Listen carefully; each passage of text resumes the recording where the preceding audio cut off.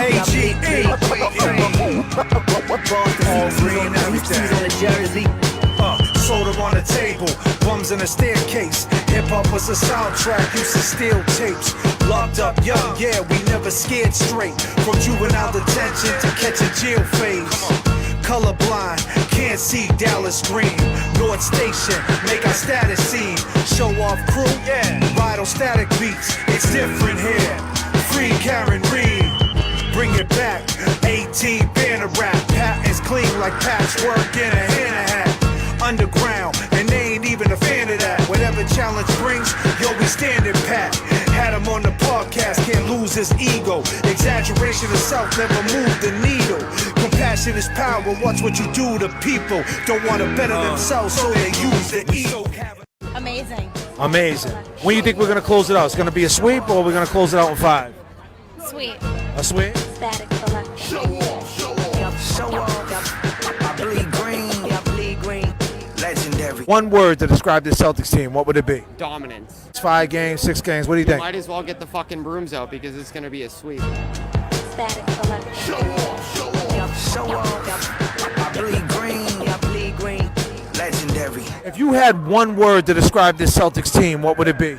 I would say they're murderers like the Canton Police Department. So let me ask you this, my man. Let me ask you this. Is Karen Reed guilty or not guilty? Karen Reed's fucking not guilty. It's not even a question. It's not even a question. Kyrie's guilty. Karen Reed is not guilty. North Station, make our status scene. Show off crew, yeah, ride on static beats. It's different here. Free Karen Reed, bring it back. 18 banner rap. Yeah, we're live. Welcome, jerks. It's JFK show off with terminology, static selector, Reks, easy money. Love them. Amazing. That was a great video. Right outside, I guess they still call it the Boston Garden. Is that the name of it now again? I don't know. They changed the name so many times. Whatever they're calling it, where the Celtics play at North Station there. But great video. Nice new track, Bleed Green.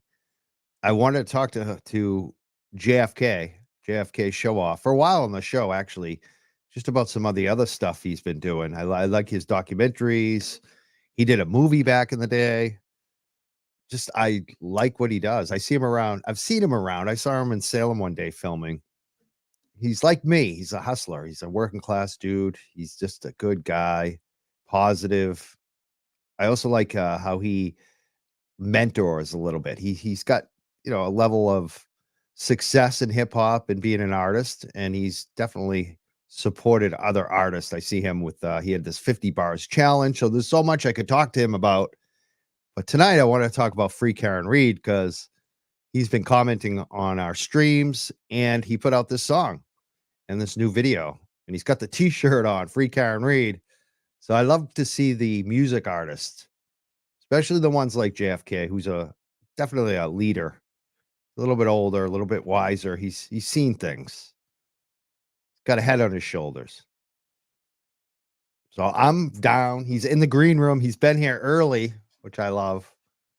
Let's bring him up right now. And also, we may take some other calls. There may be some other people. People are expecting Bettero tonight because we have him on every night, and he's the star now. This is not a Bettero night, just to let you know. This is just a fun night, a chill night. I'm a little less stressed than I have been over the last couple of weeks. The dog walk stuff, the dog sitting has been out of control. This week I had to go to the vet 3 times for a dog that was not mine. So it's been a very difficult week, but their owners came back late last night after the show was over. So I feel so stress relief that I love that dog. I'm still worried about the dog, but their owners are home, which makes me feel so much better. So I'm just chilled tonight. I'm just having fun. And I hope you guys have fun with us. And I'm wicked happy to bring up this guest. Let's bring him up. JFK, show off. What's up, brother? What's going on, brother? How we feeling, man? Thanks for the introduction, man. I really appreciate that, man. For real, man. That's great, man. And you've been doing hip hop for how long now in music? Oof, man. So I started when I was young. When I was about 15 years old, I had a record deal. in Boston during like the the New Edition, Marky Mark era, House of Pain era, 91, 92. And so with Show Off Records, we've been going almost 20 years, me and Static Selector, Terminology, Reks, Easy Money, the guys you mentioned. So about 18 years with Show Off Records, pushing 20. It's amazing. I think I might have mentioned this to you. I lived with Static for like a month, way back in the day. And it was just watching him. This is back in the day when he was just getting a name for himself, where people were recognizing him. And he was just basically sampling major artists. And now the major artists, all of a sudden, were hitting him up. You know what I mean? So, but what I loved was just I lived with a bunch of artists back then in that apartment. And he was the most serious. Where was this? Man. This was up in Roxbury, Dudley Square, maybe. Yeah. Yep. And so like his room was right next to mine. So all I heard all day was him working, and just the dedication to hear him work on the craft. Like, it's not about all this BS that a lot of people think entertainment's about. It's actually working on what you're doing, like just trying to make it better, right? Yeah, man. It's just all about polishing the craft, repetition. And to segue off that, to parallel it to Karen Reed, if you're familiar with the underground hip hop, the traditional hip hop sound, if you're familiar with it, if you're in the know, then you know. If you're not, then you don't. And there's a lot of people that don't know this Karen Reed thing, right? And they're just oblivious to it, right? And it's just like the underground hip hop. People think, oh, these guys are trying to be rappers, but we've been doing it for so many years. It's something we love. It saved a lot of us. There's culture to it, and there's rules to it. And someone asked in the chat, what does JFK stand for? JFK stands for Justice for the Kids. It's not what hip hop can do for you. It's what you can do for hip hop. It's always about a message. There's a difference between rappers and MCs. I like to call myself an MC and an artist, always having substance, always pushing a message, and and writing, pushing the pen. That's the difference between an MC and a rapper. A rapper just wants to hear himself talk. An MC wants to push the message and have something age well. Exactly. And when so I would keep up with Static just because I lived with him and I knew who he was and what he was about back then. And I saw some of the artists like Terminology. As soon as I heard Terminology, I was like, oh my God, like so much of this music that Static, and he's worked with like huge names. Like we could say some of the biggest names in hip hop, Static. I mean, but he also fosters the local music. Yeah, Eminem, right? He's at Shady 45, right? He's got a state. He's got a show. He did 2 songs with Eminem. He did Detroit vs. Everybody, and he did a song with Obi Trice called Richard. And so that's who. How did you meet Static Selector? He's the producer. You work with him a lot. How did you end up hooking up with Static Selector? So me and Static Selector are actually partners at Show Off Records. So You're a partner of that. Okay. Oh yeah. That's my label. So I'm the CEO of Show Off Records. We started in 07. We met up, and it was just basically the mixtape game was going away. The CDs. It was basically a limbo state of hip hop, like what was going on, right? Like the streaming things happening, iTunes, we're like, what's going on? So we basically got together, figured out a plan. We knew the internet was, the MySpace was out back then. And, we got a big fan base, and we joined together, got a bunch of ideas together, and we just pushed forward. And luckily we dropped the first album, Spell My Name Right. That was an album. So we went from mixtapes to actually doing albums with like feature artists on it, like Q-Tip, Styles P. The mixtape. I love Styles P. Yeah, like a mixtape type approach, but it was an album. Songs and messages, and putting the right chemistry and the right, the right lineup of beats, and cohesiveness. And that's the difference between an album and a mixtape. A mixtape is a bunch of loose tracks that just you put it together and it is what it is. Album is cohesive beats, scratching, and things like that, a well thought of process. So we did that, and it did well. And then we did the second one. Now we have 10 studio albums with Static Selector. I co-executive produced, and never mind all the other artists we work on the side projects, from Joey Badass to Action Bronson, the Well Done album. That was the first album that he ever dropped. Mac Miller, I have a song with Mac Miller, 17. Yeah. It just goes on. Slain. I mean, we could just go down the line with the artists we worked with on the side. You're so humble, because I've been following you for a while now, and I had no idea that you were the CEO of Show Off. Like Yeah, it's you a know, big deal. yeah, it is. But you know, at the end of the day, right? It's not you know, the only way to keep it is to give it. So I'm always trying to give something and always trying to help the next man out. You know, that's how I was taught. You know. I love it. I've seen you do that, like the 50 bars challenge. Can you tell people about what that was and what like Well, that was what the happened pandemic. with it? That's what that was. One day I'm sitting there like what we're doing now on StreamYard, and I see, you know, someone doing an NA meeting on the Zoom. And I'm like, what is the Zoom? I didn't even know what it was. And I was like, we can go live and we can, what's screen share? I didn't even know what that was.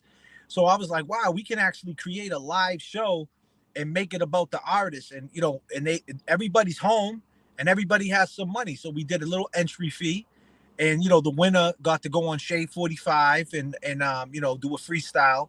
And we was in the pandemic, so it was a recorded freestyle, but still, they still got played in front of millions of ears. And yeah, it was crazy. It just caught fire. You know, it was good for about a year. It caught fire. And then after that, you know, it's just like anything else, it started dying down. Plateaus. But for like a year, man, it was wild, man. I was into it. I was watching them all. It's like, and you know what's so good about it too is like, again, just like what I thought about Static. It's just like on my show. Like I've tried to. I'm not a natural host. Let's just put it that way. I've worked on this. This isn't natural for me. I've got speech impediments. I'm a freaking host with stuttering issues and You're the you know, host things with that the come up. most, brother. Yeah, but it works for me because I work on it. I listen back. I friggin' try to do my best. And I think that's like one of the things that I liked about your 50 bar, your challenge there is it made these guys who are kind of up and coming. Maybe they've even been around, but it makes them focus on the work, not like finding the next deal or being a friend with someone, to actually say, hey, work on your friggin' skills. That's the most important thing here. You know, and the segue to the 50 bar challenge, it was 50 bars. So if anybody understands what that is, that's about 3 minutes of rapping. And it was all a writing process. We didn't want lazy freestyles. We didn't want people to rap for 3 minutes going, hey, I'm rapping with a cat and fat. We wanted rhyme schemes and multi-syllables. We wanted to be right because we picked the best ones. So, you know, these guys were writing these 50 plus bars and they were memorizing it within 2 days. So everybody was just getting pushed, and it polished a lot of people. Big D's, shout out to him. You know, he's a real great artist out of Massachusetts. It's just, that's what it's all about. It's all about polishing the craft and you know, and just, you know, just boosting them endorphins, man. That's what hip hop's all about. Putting the work in, even if you don't win, you're getting better. You're working on it, and I like the positivity and the honest criticism too. Like you weren't like trying to make everyone feel good, but if someone did good, you'd let them know. And yeah, I never call, you know, Mike, I never call nobody trash. Exactly. You know, I'm not the type of guy that gets on the internet and runs my mouth. You know, I'm the type of guy that if you can't control your dialogue, see, when we do these lives, it's understandable. Anybody could go off the rails. That's why you're saying being a host is tough, because you're doing these lives and real easy you could go off the rails and say something that you might regret or look back and not like what you said. So it's very important to control your dialogue. And that's, you know, that's what I'm into now. You know, where I'm at in my life is all about trying to be, you know, not trying to be perfect, but just trying to be the best version. And when I did the 50 plus bar challenge, you know, sometimes it got crazy, especially in the pandemic. But, you know, I try to stay straight and just never try to trash nobody, you know? Awesome. And tell me about your channel, because I want to promote that tonight before we talk about the Karen Reed stuff. JFK Show Off. You're on Twitter, Instagram, I believe, too. I'm on IG, JFK Show Off everywhere. And YouTube especially. I want to promote that. YouTube especially. I really appreciate that, Mike, man. You're putting me over. And if you know, you a lot of eyeballs. I really appreciate it. That's love. You know, in this day and age where we're at, a lot of people are territorial with their channels, territorial with they got that gang mentality. One thing about me and you, when we met way back in the day, it was always just love, you know, and that's what it's about. You're putting me over, I'll put you over. It is what it is. So JFK Show Off, YouTube, everywhere. On the Facebook, everywhere, Instagram, TikTok, you name it, it's there. Are you monetized on that YouTube yet? No, I'm not monetized on the YouTube. I'm monetized on the Facebook, but Facebook pays. It's like penny candy over there. I know you got to get it YouTube. And I know your other artists like Terminology definitely you know what it has was, Static and all them, but you know what it's like back in the day because you was around for it. yep, When it was all blogs back then, your music got yep, put on blogs, the videos. exactly. The people who used to shoot the videos, like our boy Mr. DL, he used to put all the music on his page. You know what I mean? So like I would have had so many subscribers back then, but I used to just put it on his page. I didn't. Oh, I run into the same stuff because I had a show, you know, this show for a while, and another show, and it just we started this new YouTube like 2 years ago, and it took us like a year to get monetized, if not more. And but once it happens, and I want to make sure that we get your new YouTube, the JFK show off. I want to get that monetized like tonight, like this week. Like let's get everyone following that JFK show off. We have DYS Untold on there. We talk about the you know, the juvenile system, you know, of course the music's on there. You know, just everything, storytelling. It's just a mixture. And you know, there's other channels that cross that we're trying to build other channels, but for the most part, it's all reliable content, just like the Young Jerks, all reliable. And people are subbing. We're seeing them right now. Keep telling us you're subbing. Keep following. You know what? I want to check. Tell us more about DYS Untold, because I'm going to bring it up on my phone. I'm going to make sure that we are pinning your YouTube in the chat here. DYS Untold is you know, Department of Youth Service. I don't really, you know, there's a fine line between glorifying and telling a story, just like there's a fine line between opportunist and opportunity, and there's a fine line between chasing and motion, right? So with that being said, I like to tell the DYS stories because, you know, unfortunately, a lot of us DYS kids from the 90s, we were guinea pigs. And a lot of these kids now, it's very easy to lose a kid. You know, you have kids who from 13 to 25, you know, to the young adult stage. It's very easy to lose them. You know, parenting's very important when they turn 19, 20. And, you know, from the era we grew up in, Mike, you know what it was. When we turned 18, our parents was like, see you later, beat it. And that's when we needed them the most. So it's like DYS Untold is just about the stories from the, you know, the system and how there's an ecosystem in the school system that basically goes to the court system. If you do wrong in school, they feed you to the courts. And in the courts, you go to DYS. And now you're in the DYS system. And let's just say you got in trouble in school. You got put in a smaller classroom. And, you know, now you're around kids who like to steal at the mall. And this kid says, let's go to the mall and steal some jackets. You steal some jackets. Not a big deal, right? But then you get caught. Your bill's $500. But, you know, you're from Lynn, Massachusetts. You're from Chelsea. Your parents don't have $500. So now you go to DYS. And while you're in DYS, one of the staff members says, hey, you got to watch the news for an hour. You say, hey, I'm not watching the news. Then they pick you up and drop you on your face, right? Guess what? You just lost that kid because now his mentality, he's traumatized. And so that's why it's this whole case, the segue into this case, Karen Reed, it's important to me is because the type of trauma that she's going through, it can happen to you at any time in your life, but it usually starts in the juvenile stages. So I don't really like to talk about jail because, like I said, there's a fine line between glorifying it and talking about it. And a lot of these pages and a lot of these influences, you know, talk about prison on a you know, it kind of sounds like they're glorifying, like my song 88.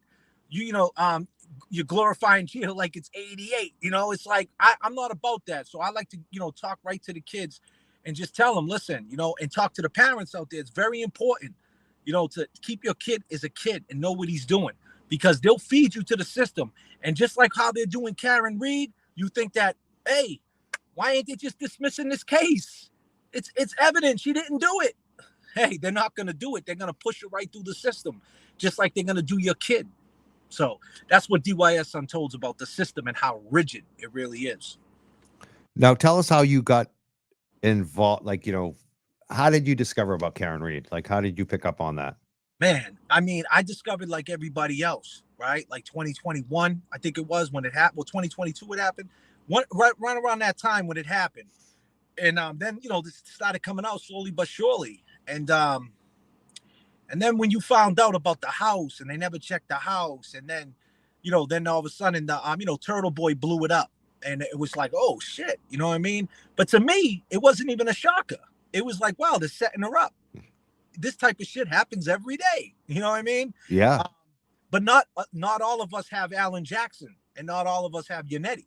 You know what I mean? So this is just something to show you that the system, once they get involved, once they want you and they want to set you up, they're just not giving up.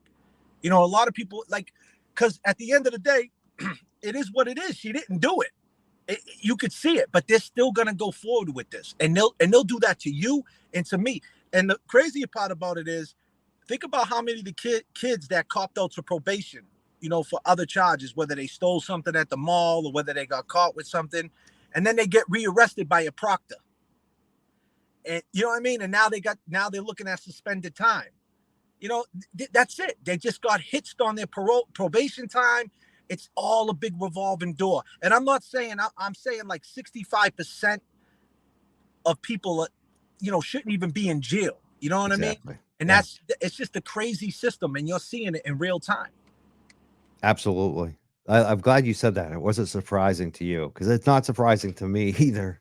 Haven't seen so much in the past. And not saying that I've had a lot of legal hangups or anything like that, but I'm aware. I'm very aware, because I've been around activism and just, you know, seeing how it is. And you've personally experienced like a lot of the crooked cops in your life, haven't you? You've seen it personally. I've been there, man. I've been there. Where Karen Reed is sitting, I've been there. I've been charged with something that I didn't do. I actually got detained on my probation, and while I was sitting inside a jail cell, right, the guy who set me up got arrested. The cop got arrested, and I still was in jail on the probation violation and got filed. So I actually went to trial. I took it. I didn't even want to take it to a jury trial. I just took it to a bench trial, and I got found not guilty. But they still said I violated my probation because I got rearrested.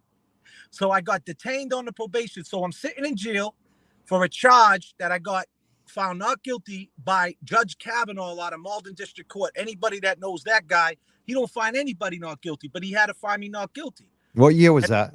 This was 2000. 2000, okay. This is a long time ago. And like I said, I'm not trying to glorify this. This is nothing to glorify. This is nothing. I'm just telling my truth. And at the end of the day, I ended up going to South Bay, sitting in there. And while I'm sitting there, Fox News Investigate goes on, and the cop who said I did whatever got arrested. Wow. I still sat in there, and I had to go through all the probation reconsideration and all the steps, and I ended up being there for 6 months. So my point is, this is nothing new. This happens every day. That's what I like about you too. You tell the truth. Like, I know that when you're a youth, and just like me, like I could have been somebody that ended up in DYS. Like, if a couple things that happened, like there's so many sometimes you get lucky. Let's just put it that way. Yeah. Hey, shout out, YA, YA in the chat. Peace to you. Anybody that's showing love in the chat. Wow, great story. EK Sears, I see you showing love. Peace to you. Hey, why don't you throw your area codes up? Wherever your area codes are, throw them up. Let us know where you rocking from. And let us know you're subscribing too. I love that. I'm seeing a lot of new subscribers to JFK Show Off. It's awesome, man. I love the love, man. But yeah, Mike, you know, that's the thing. Being a kid growing up, the DYS system, they commit you. And it's kind of like the feds. They commit you to you're 18 years old. Down there in your life, you have a caseworker. And it's not even the courts at that point. At that point, it's DYS. Oh, you don't go to school? They just come to your house with shackles and handcuffs. No cops, no nothing. DYS. So once you get that mentality that you can get cuffed and stuffed, once you learn that, once you go into the courthouse basement, so what's happening to Turtle Boy and what's happening to Karen Reed, once they got cuffed, because Turtle Boy, you know, he's not about that, right? He's a good guy, right? And Karen Reed, she wasn't about that. But now they got their hands behind their back. They was in them courthouse basements. They was in them prison cells. Once you turn that shit on, you can't turn it off. And unfortunately, they're going to have to deal with that trauma. So I pray for them, man. And there is a lot of trauma from that, going through that system, isn't there? Oh, that's man. what people don't realize. And that's what we got to understand with Karen Reed. We're looking at the perception of it. She's there with the lawyers in the fly suits. Everybody's screaming her name. But she's looking at life. She's looking at an L. You know what I mean? That's crazy. I do. You know what I mean? So the Yeah, pressure I mean, that's just on, for me in December, they were threatening me, and I was freaking the f out. of course. Like this is like serious shit, and I didn't get charged. They didn't even visit me. Just they had sent in their snitches online that I knew had just said Turtle Boy's going to jail, and then Turtle Boy gets arrested, and then they come for me next on social media. I was like, oh my god. So Hey, I listen, can't even imagine what the she's police going are through a and gang. Aiden right now. The police is the biggest gang. And here's the thing, man, you know, because I don't want to shit on all. Oh, you're breaking up a little bit. You know what? I'm gonna have you come back in. I'm gonna have you leave and come back in, JFK. You're breaking up. Let's do that. If you can just jump off the call and just hit StreamYard again and start over.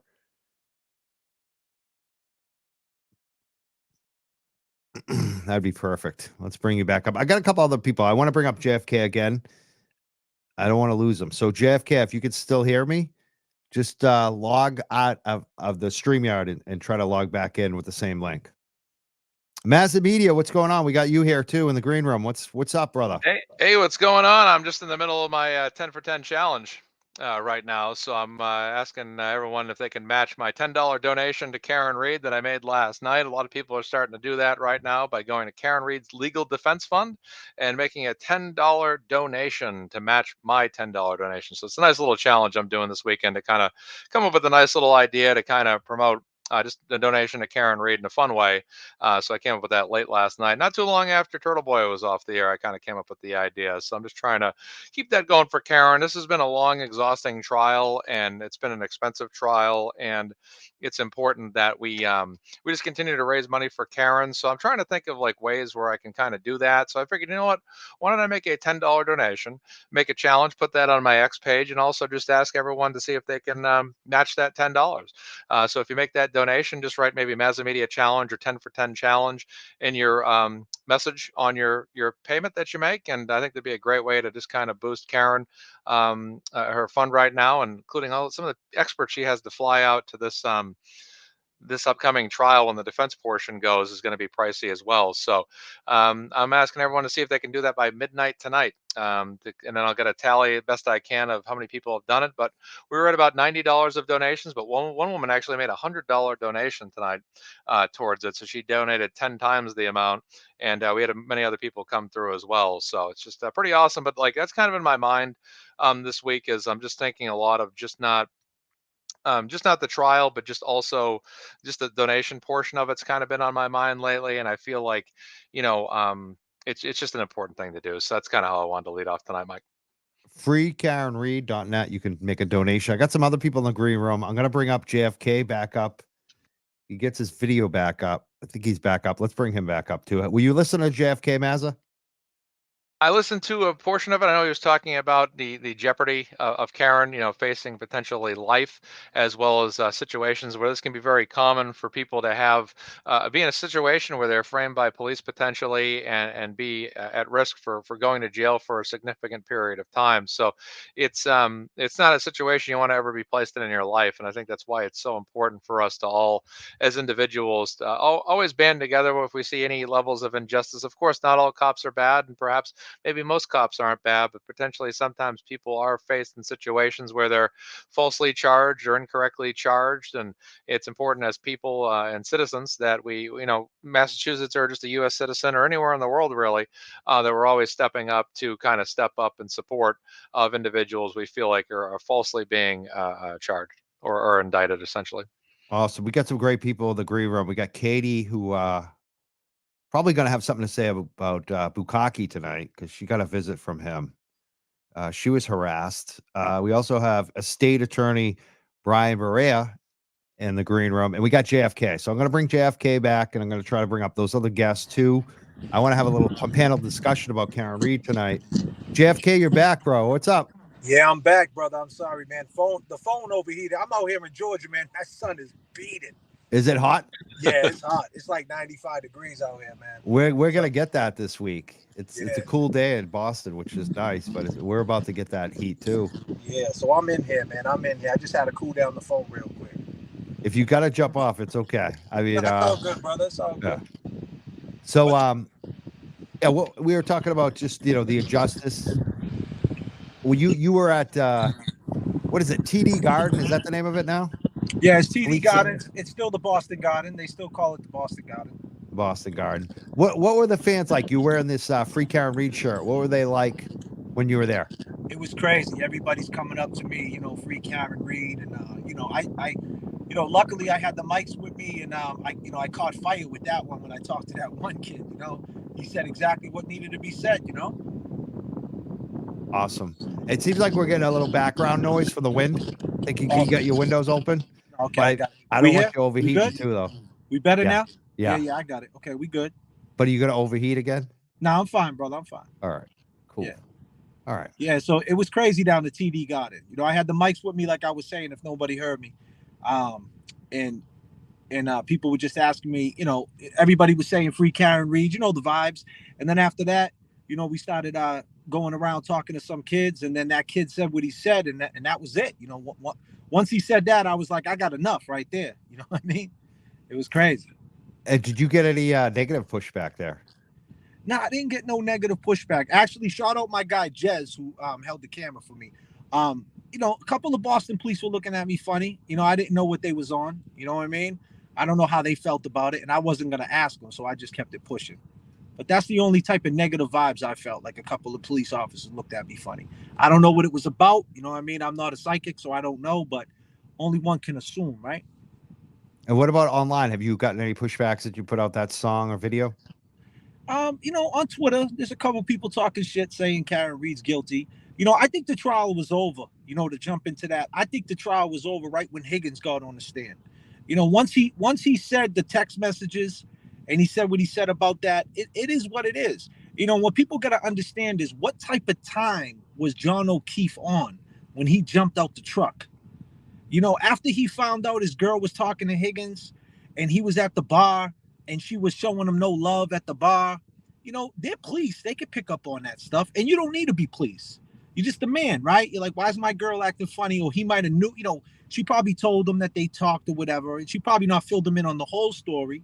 But, and then all of a sudden they're play wrestling, trying to taunt him. And he's like, you know what? I'm going over to this house. I'm going over there, man. I'm going to check this fool. So what type of time was he on when he jumped out that truck? And that, I think that kind of says a lot. And when I say that type of time, for the people out there that don't know that lingo, I mean, what type of mood was he in?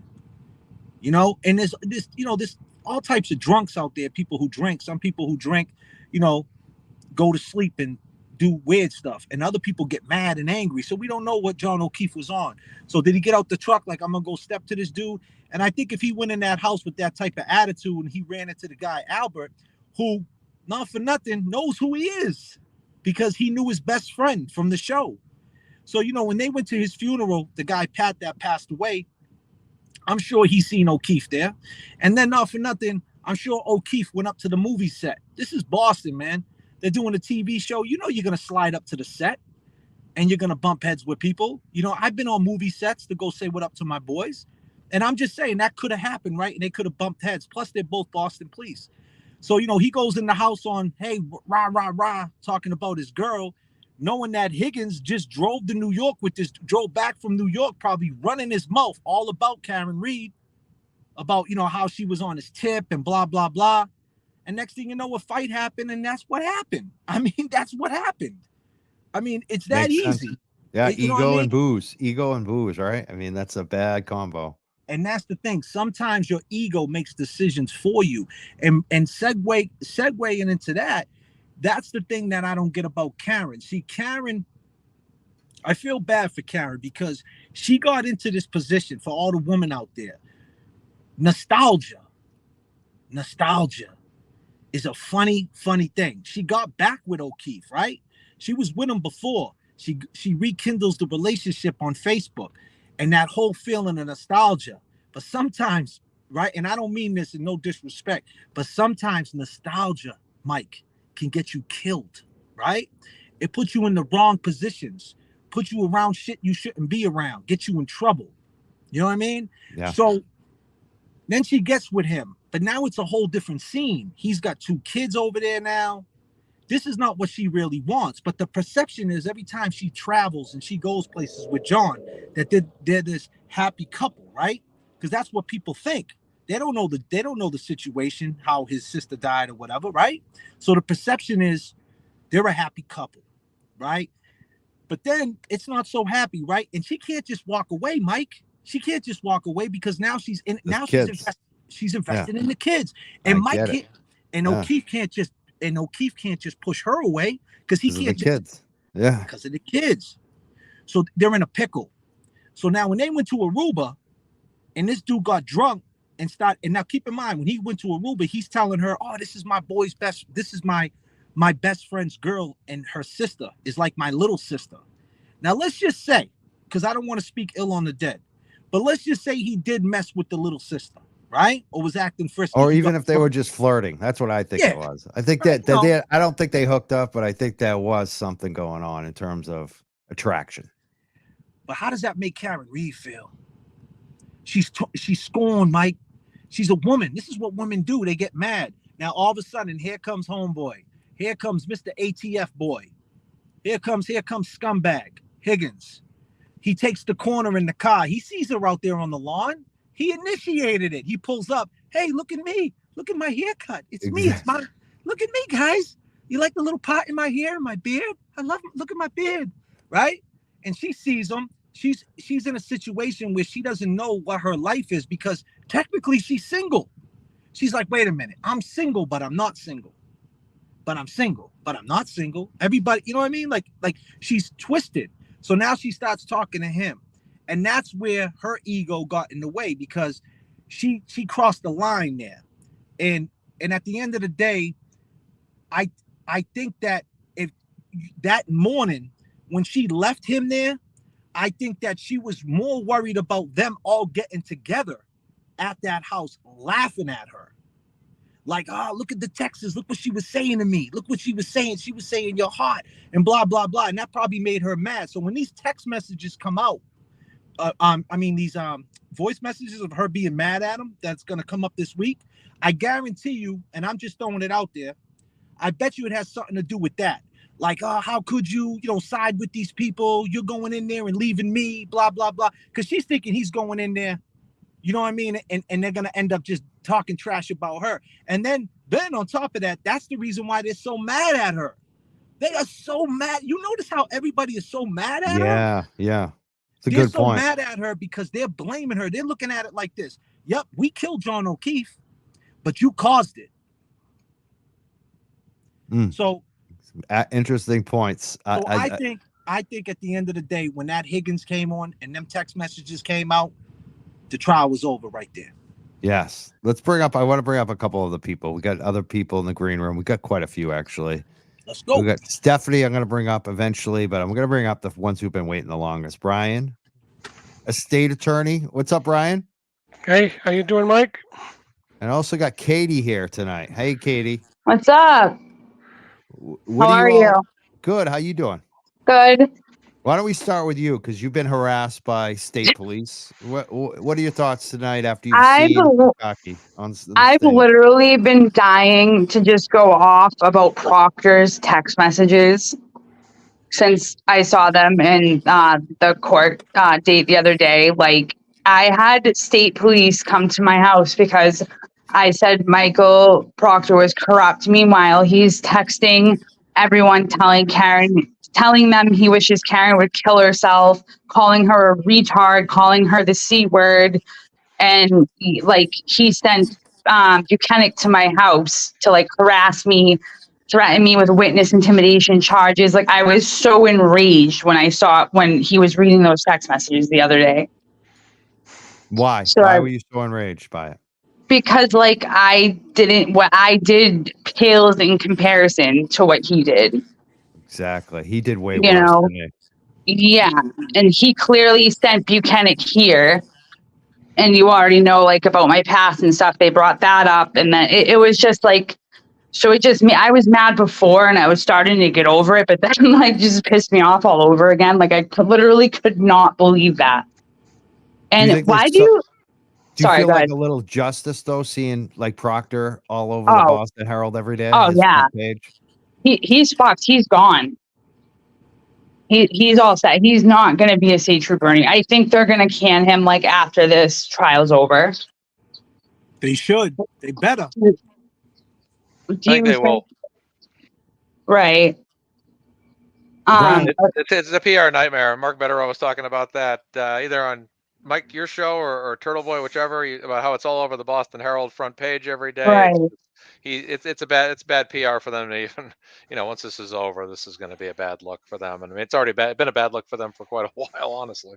And now it's like they have Brian Walsh's lawyer like making noise. Like this guy just like he's a disgrace. Yeah, Proctor. totally. Absolute disgrace. Why do you think Lally had him read those messages? Do you think it was just to get it out of the way because he knew Jackson or Yannetti was going to bring it up? Of course. But he didn't do all the messages. Right. And then he kept objecting when when Jackson was like bringing up literally the same thing that Lally just brought up. Like he kept objecting, like as Mark Betterow was saying, like the ouch objections. Yeah. I love when Judge Bev made him say the word. You can't. Oh yeah, say it. Those are your words, right? It's your words, right? Yeah, that was great. A woman judge, look at her, making him say the C word. She was disgusted with him. I think she's starting to get sick of Lally too. Every time he has her approach or yes, she's getting sick of Lally too. He doesn't even finish a sentence. She just barks a yes at him. It's unbelievable. I mean, it really is. Just imagine this, though, Mike. Just imagine that Karen Reed was sitting in a jail cell while all this was going on. Imagine that. Imagine how stressed out she would be. You know what I mean? And she's lucky she's out there on bail. And this is the shit they do every day. This dude's downstairs in that basement of that courthouse. You think that courthouse is small? You should see that basement. Can't imagine. Turtle Boy knows about that. Yeah, he does. Turtle. Hopefully, Karen Reed never finds out. Brian, what do you got for us tonight, Brian? State attorney.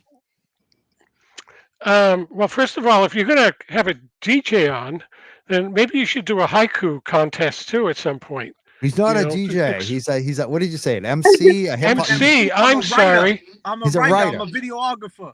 Yeah. I'm all that. Let's get some poetry out there. Let's very up. He'll do some bars for us. Do JFK, do some art. For arts. us. Maybe on Karen Reed or the show tonight even. All right, I'll try to do some haiku while we're talking.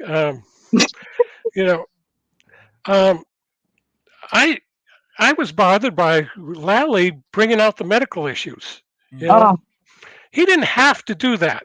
I mean, do you really think the defense is going to bring that up about their own client if it wasn't raised by the prosecution? I don't know. Isn't that protected information? Like HIPAA or whatever?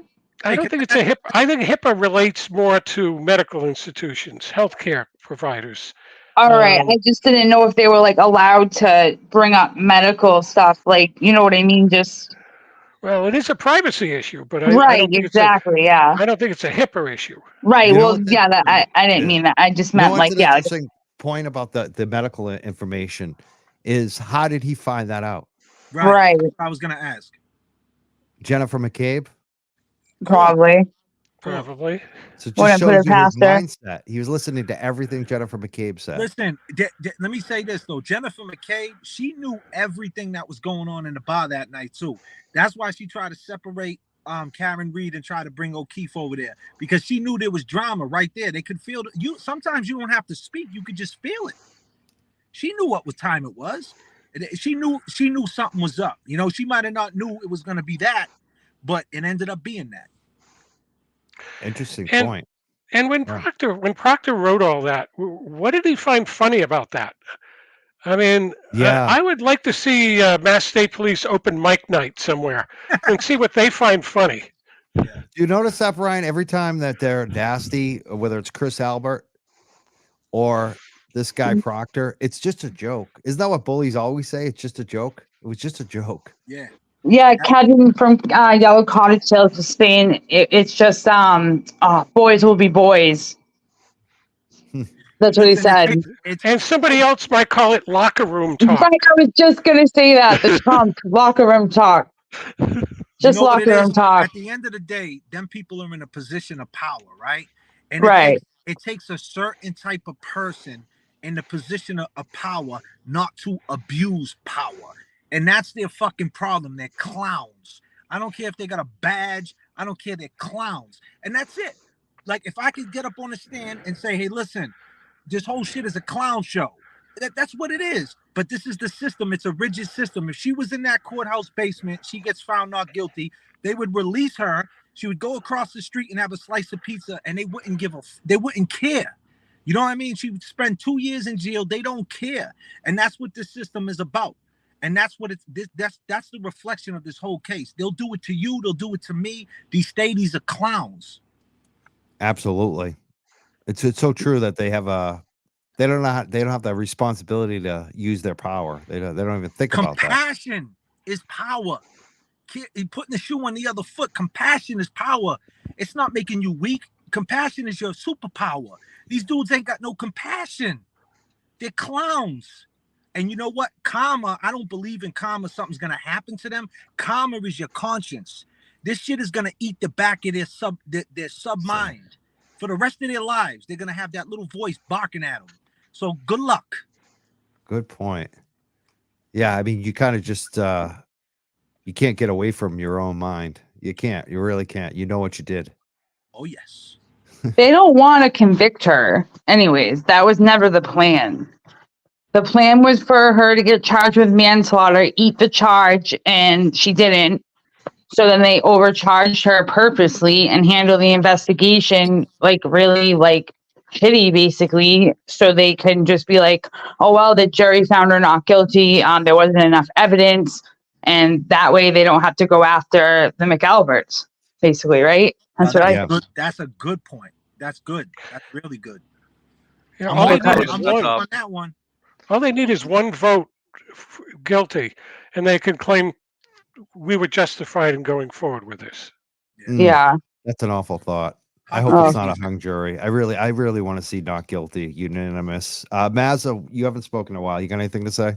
Well, yeah, it's like throwing off the scent, basically, as you put the charges on Karen, and then, it's like the movie Beverly Hills Cop 2, and Axel Foley said, you frame Kane, they kill Kane, Kane's the alphabet killer, case closed. It's kind of a way in that movie where one person was being framed for something, and then there would be like the people that actually perpetrated it would get away. That was kind of the example he was using in that particular movie scene.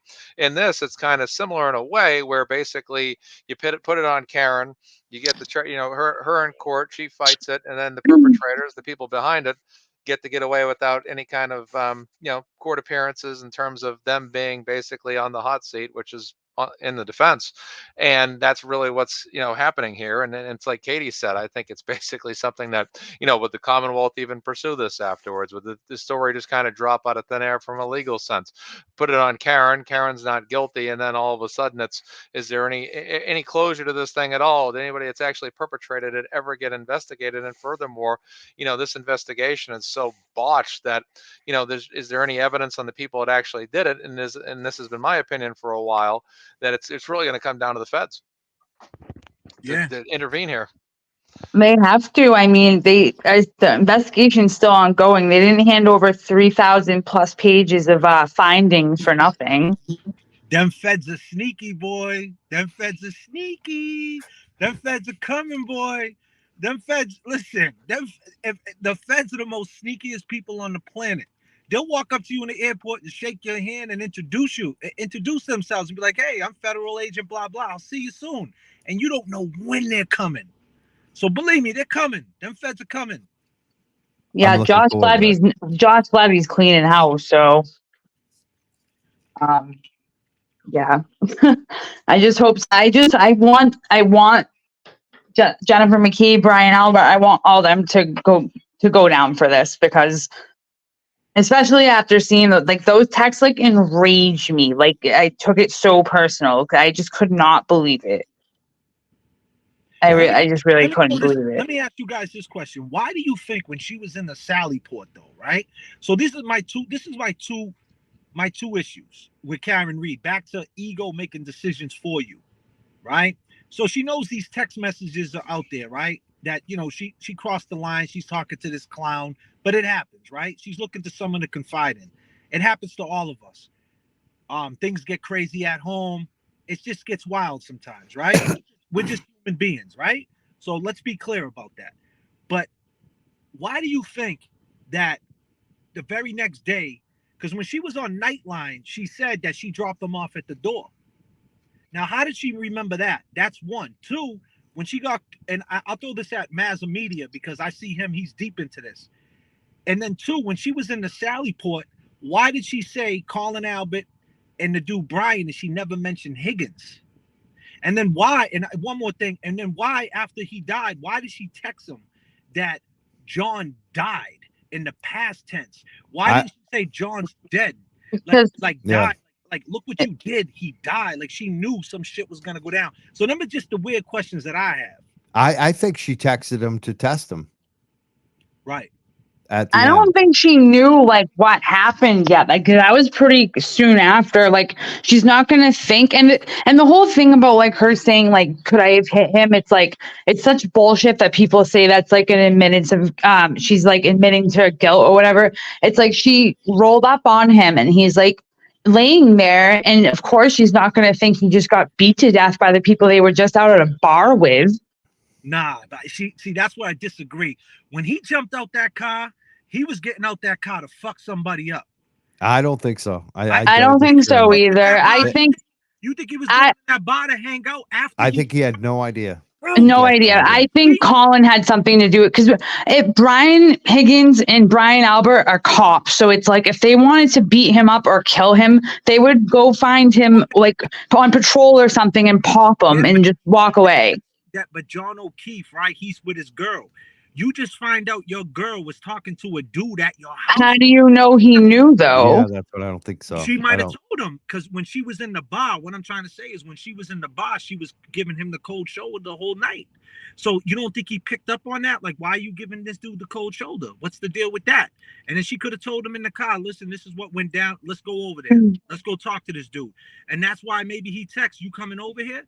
I'm saying that's the thing. When these messages come out, that's going to be the telltale if John O'Keefe was mad when he stepped out the car. Because if John O'Keefe was mad and he stepped out the car and he put his chest out and that dude Brian Albert's house, that's when that dude's going to be like, what? And that's when the fight started. I thought that too, but it's like I did think that. I was telling my friend that the other day actually, but like wouldn't he just start the fight at the bar? Or like and another thing is like if they were luring him over there, it was public knowledge that he was going to that house. So I don't see a murder. And the messages to Jed McCabe don't indicate that at all. I don't right. Well, I don't think that went down. I think that he thought he was going over there to kiss the ring of Brian Albert. So like, right. So let me ask you this. So why? So when he went over there, what started the fight then? What do you think started the fight? Maybe Higgins said something. Colin Albert, they're trying to say Colin Albert was swearing up and down Colin Albert wasn't there. So he had something to do with it. Yeah. But he had to. Of course, Colin has something to do with it because Colin's going to get the back of his uncle. But here's the thing. This is the reason why I think it has something to do with O'Keefe being mad because the very next day, right, what did she do? She freaked out, had an anxiety attack and said she wanted to kill herself. Because at the end of the day, if she thinks it happened because of her, she feels that she got him killed. So you see what I'm saying? Like, why does she feel that she had to kill herself? Because if she knows, damn, I was talking to his man behind his back, that got him all pissed off. He was just going in to protect. I think there's too much theory going on here because I don't know. I mean, it could be a million different things. It could. You could be right. I understand because I thought that too. But and you think you might have done it, or people are blaming you already. You'd freak out. Like it's right. Like, if I just found my boyfriend died last year, and I'm telling you right now, like, I don't like. If I found him beat up, though, I'd probably say the same thing. You know, I'm not discrediting what you're saying, but like, I thought of that too. But there's just too much speculation here. Right? Yeah. Well, hopefully we'll find out someday. I hope. Let's bring up this. It could just as easily have been something on the deleted Ring camera video back at John's house. Yeah. And it could be just something like it could be an issue with Colin. It could be Higgins was really like Karen and said something like you could be eight different ways. There's no indication that John knew going in. I don't think he did. I really don't. Steph, you're here as well. You have any comments on what we're talking about? Yeah, so I'm not from Massachusetts. I'm actually from North Carolina, so I don't really know like the whole vibe you guys have going on up there. But my family, they're all Long Island, New York cops, and so when this whole thing came about, I was like, I understand all of it. I get it. The whole the manness of it and the cops being secretive and having each other's backs. I get it. I totally understand. So when I heard that like this was a cover up, I was like, yeah, absolutely. It absolutely makes sense that everybody has each other's backs. And I can't remember who said it, but nobody thought it was going to get this far. That's why everything is coming out and it's just a big sloppy mess. Yeah. Nobody thought it would get this far. That's why they thought, they're like, oh yeah, it'll be fine. That's right. That's exactly what it was. They thought they could do this on a low level thing, keep it quiet, and they never expected it would have exploded like this. I 100% agree.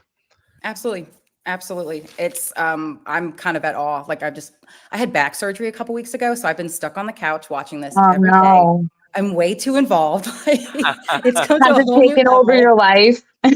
Yeah, oh yeah. So I'm like invested in somebody else's since I don't have one. But I've been keeping up with some stuff on Twitter, and I had a couple questions for you guys. The light. Usually, wait, Steph. Usually we ask the questions. Usually the host asks the question to the guest. So can she forward the questions for you to ask Can us? can somebody tell me about the light? Because that's the one thing that I've been getting what light? on Twitter. What are you talking about? The LED light on the car. What about it? So I posted something. I was like the screenshot of the back of the car when she's leaving to go to Jen's house. Both of the brake lights are red. They're both equally red. They look exactly the same. And I posted, I was like, are these both not red? Like people are coming at me like, well, if it's broken, it would still be red because of the light. Somebody has to explain this to me. You should listen to our shows with Sean McDonough. He's the tail light guy. I listened to one. It's true though. I mean, it would not be red. They would not be red. It would be white.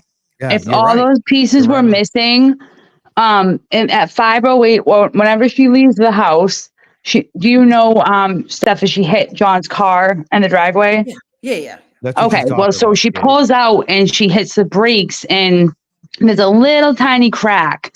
And then Proctor and Buchanan went to her parents' house after she was released from her section, go to her parents' house in Dayton, call the tow truck before they even saw the car, brought it back to Canton, even though Canton was conflicted off the case because Brian Albert's brother is a cop on the Canton police. And they took it into the Sallyport and they smashed it. And I don't think they meant to like go as crazy as they did with it. But yeah, like there's no way that if it looked like that at 5:08, there would be white showing through. So you're right. Not red. All those other I feel people like I'm being calling gaslit. yeah, just ignore them. Actually, The trolls are out of control. Sorry, One like they're person talking at a ridiculous. time. One person talking at a time. Sorry. Fine, go ahead. if you watch, my wife pointed this out last night. If you watch her backing up toward his car, you see a red light shining down on the snow on the left side. Mm-hmm. So that means there was red there. And then when you go back and she's about to hit the car, you see red shining on his car. Mm-hmm. Well, his car was not on. So red light is shining from that side. And everybody's been focusing on the way out. But on the way back, you see it too. Good observation. That is really that. Yeah, I saw someone else say that too. I think it was Microdots. And Alan Jackson made a great point too. He said that there was 2 state super stations by Dayton, right? That they could have stopped that. Instead, they 2 drove miles 40 away. minutes to Canton. You know, they drove to Canton. They were safe, where they could actually, mess up the light. You know what I mean? Yep. Because they couldn't do it under the eyes of the state police anywhere in those those facilities. So they took it to where they'd know where the cover up was right on their side, which was dear old Canton. Good old Canton. Yep. One of the things that Bedero brought up, like just been staying in my mind, is the blood. That we find 2 different DNA profiles that aren't John, and they don't test it. They don't look to see who that is. Like that is just. I mean, what do you think about that? Who wants to go first? That's going to come in the civil trial. Yeah, and they'll get all the information on the civil trial because that's different rules and shit. You know what I mean? Part of my French. Yeah, I mean, I think it's crazy, Mike, man. I think it's crazy that, like I said, they want, if it's back to what what everybody's been saying. They didn't want it to go this far, but now they're all in, and it's just a mess. It's a shit show, and feel free to headline the shit show. I don't know what to tell you. I think the biggest thing for me is when I can't remember who it was that was testing it. They're like, oh, well, we didn't have enough. Well, if he had lost as much blood as they said he would have, you probably would have had enough. But because he probably didn't die there, you don't have enough of a sample. Plus, it's watered down. So how are you going to get a good sample? So, and of course you didn't. Of course you didn't, because you don't have enough blood because he didn't die there. So. Mike, let me ask you this. You do the dog thing. Have you ever seen like bite marks and all that? Like, Oh yeah. What's your thing about the bite marks? Is that I mean, like what you see? I don't want to say I'm a bite mark expert, but Oh, I but mean, I'm saying, like, scratches and bites, that's what it looks like to me. I mean, it looks, especially the scratches in the arm, because I have friendly dogs that when you come to the house, every dog I go visit gets excited when I show up. They all go crazy. And so many of the dogs, like even these like friendly dogs that have no issues, they'll just jump up with their paws. And especially if you have a t-shirt on, and a lot of times they'll scratch you right on the arm. Same thing, right? I've had bicep scratches from dogs that are friendly, not even upset. They're just happy to see me. They're doing that. So that's what it looks like to me. It looks like the scratches that I've had on my arm from friendly dogs, So, and I showed my dog trainer. He thought they were bites. The first thing he said, is that it could be a coyote, but it looks like maybe it's a big dog, like a German Shepherd. That's what he said to me. My trainer, he had no idea what I was sending him, so. I worked, so I'm actually a phlebotomist. And so when they were talking about drawing the blood for Karen, I was very interested. I was like, I want to see like the chain of custody for that, because there is.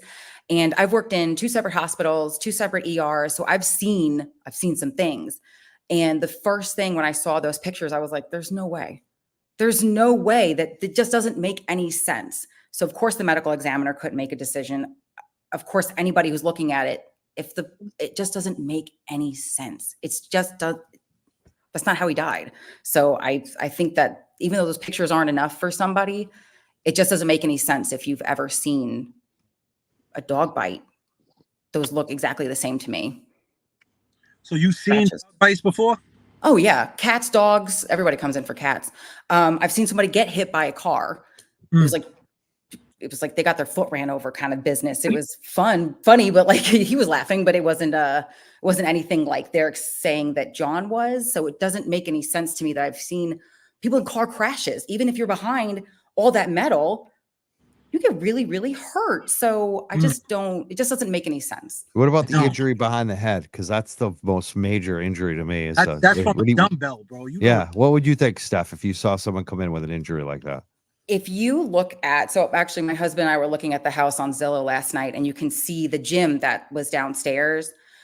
It looks exactly like the edge of where the dumbbell bar, whatever it is, the pull-up bar is, that edge right there. It's the perfect size.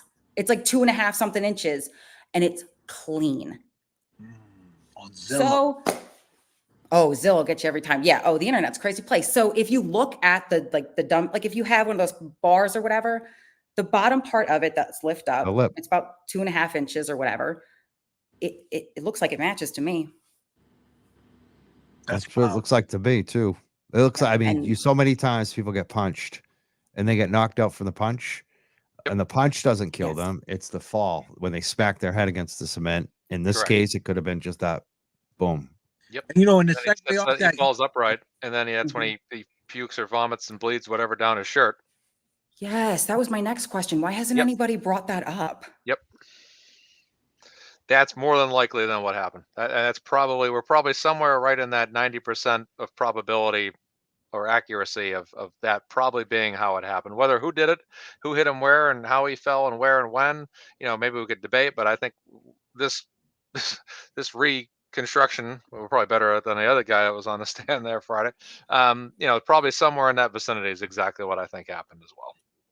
And the head injury that he would have sustained is anything when you get hit in the head. If you've ever had a concussion, they say like, don't sleep for a long time. If you start puking, like that's a sign where you have like a serious head injury. So it would make sense if he hit his head, maybe he got up and obviously there was blood all over his clothes. So maybe he got up and that's when everything started happening. But I don't think I've heard them talk about the vomit in the trial yet. Maybe I just missed it. I just haven't heard it. I don't think they talked about it. Did they, Mike? I haven't heard it. Have you heard it, Mazza? No. Brian? No? No. That's a clear indication of a head injury. So that's kind of that's my thought. Two different things that could have happened. He could have been hit and fell, then hit his head and fell up, or he could have, got back up and then, then he had his episode or some kind of episode, vomiting episode, fell down. Any kind of variation of that could have been possible. What do we think is going to happen tomorrow? Now that's a motion tomorrow, right? It's not regular court. They're just doing a motion or something. No, that's Tuesday. Yeah, tomorrow's a regular court. Yeah. Oh, is it? So who's supposed to go on the stand tomorrow? It's going to be the cross of what's his name? Stady, right? Trooper Paul. Yeah, Paul. Trooper Paul. It's gonna be a big day for him. He's gonna get eaten up. That's what's Yeah. Oh, I can't wait. I can't wait to watch it. What did Bettero say last night? White pants on. But Bettero said it was blood on the floor. Oh, it's gonna be a pool. Oh, it's gonna be a mess. Oh, I can't wait. Oh, it's gonna be awesome. Alan Jackson, man, he gets fired up. That dude. You see his leg was shaking when the guy walked by. Oh, he was a mess. And his leg shaked. Jackson was like ready to go. He's not playing games. That dude, man. Yeah, he's worth. I know we've been talking about raising money for Karen, but he's worth every penny because you get a show and you get non-guilty. So I think who you think's gonna play him in the movie? That's the question. Oh, I've been casting it all week. I don't know. Bradley Cooper. Yeah, there you go. Matthew McConaughey kind of thing. I could see that. Oh, Matthew McConaughey. Yeah. Oh yeah. I have a question about the trooper, the crash reconstructionist that took 3 classes, so he's an expert. So he was saying like that. I think he was saying something about like John got clipped or something, maybe. But I thought last week's narrative was that he got dragged under and he got run over. Right? Yeah, they said he did like a pirouette, like he's an ice, like it was a figure skater move. I was like, what? How does that even happen? Yeah, but I think at one point, like I think when what was his name? O'Hara, the CERT leader or whatever, he was saying that Tully was telling him that John got dragged, and I'm assuming that means he like got run all the way over, no?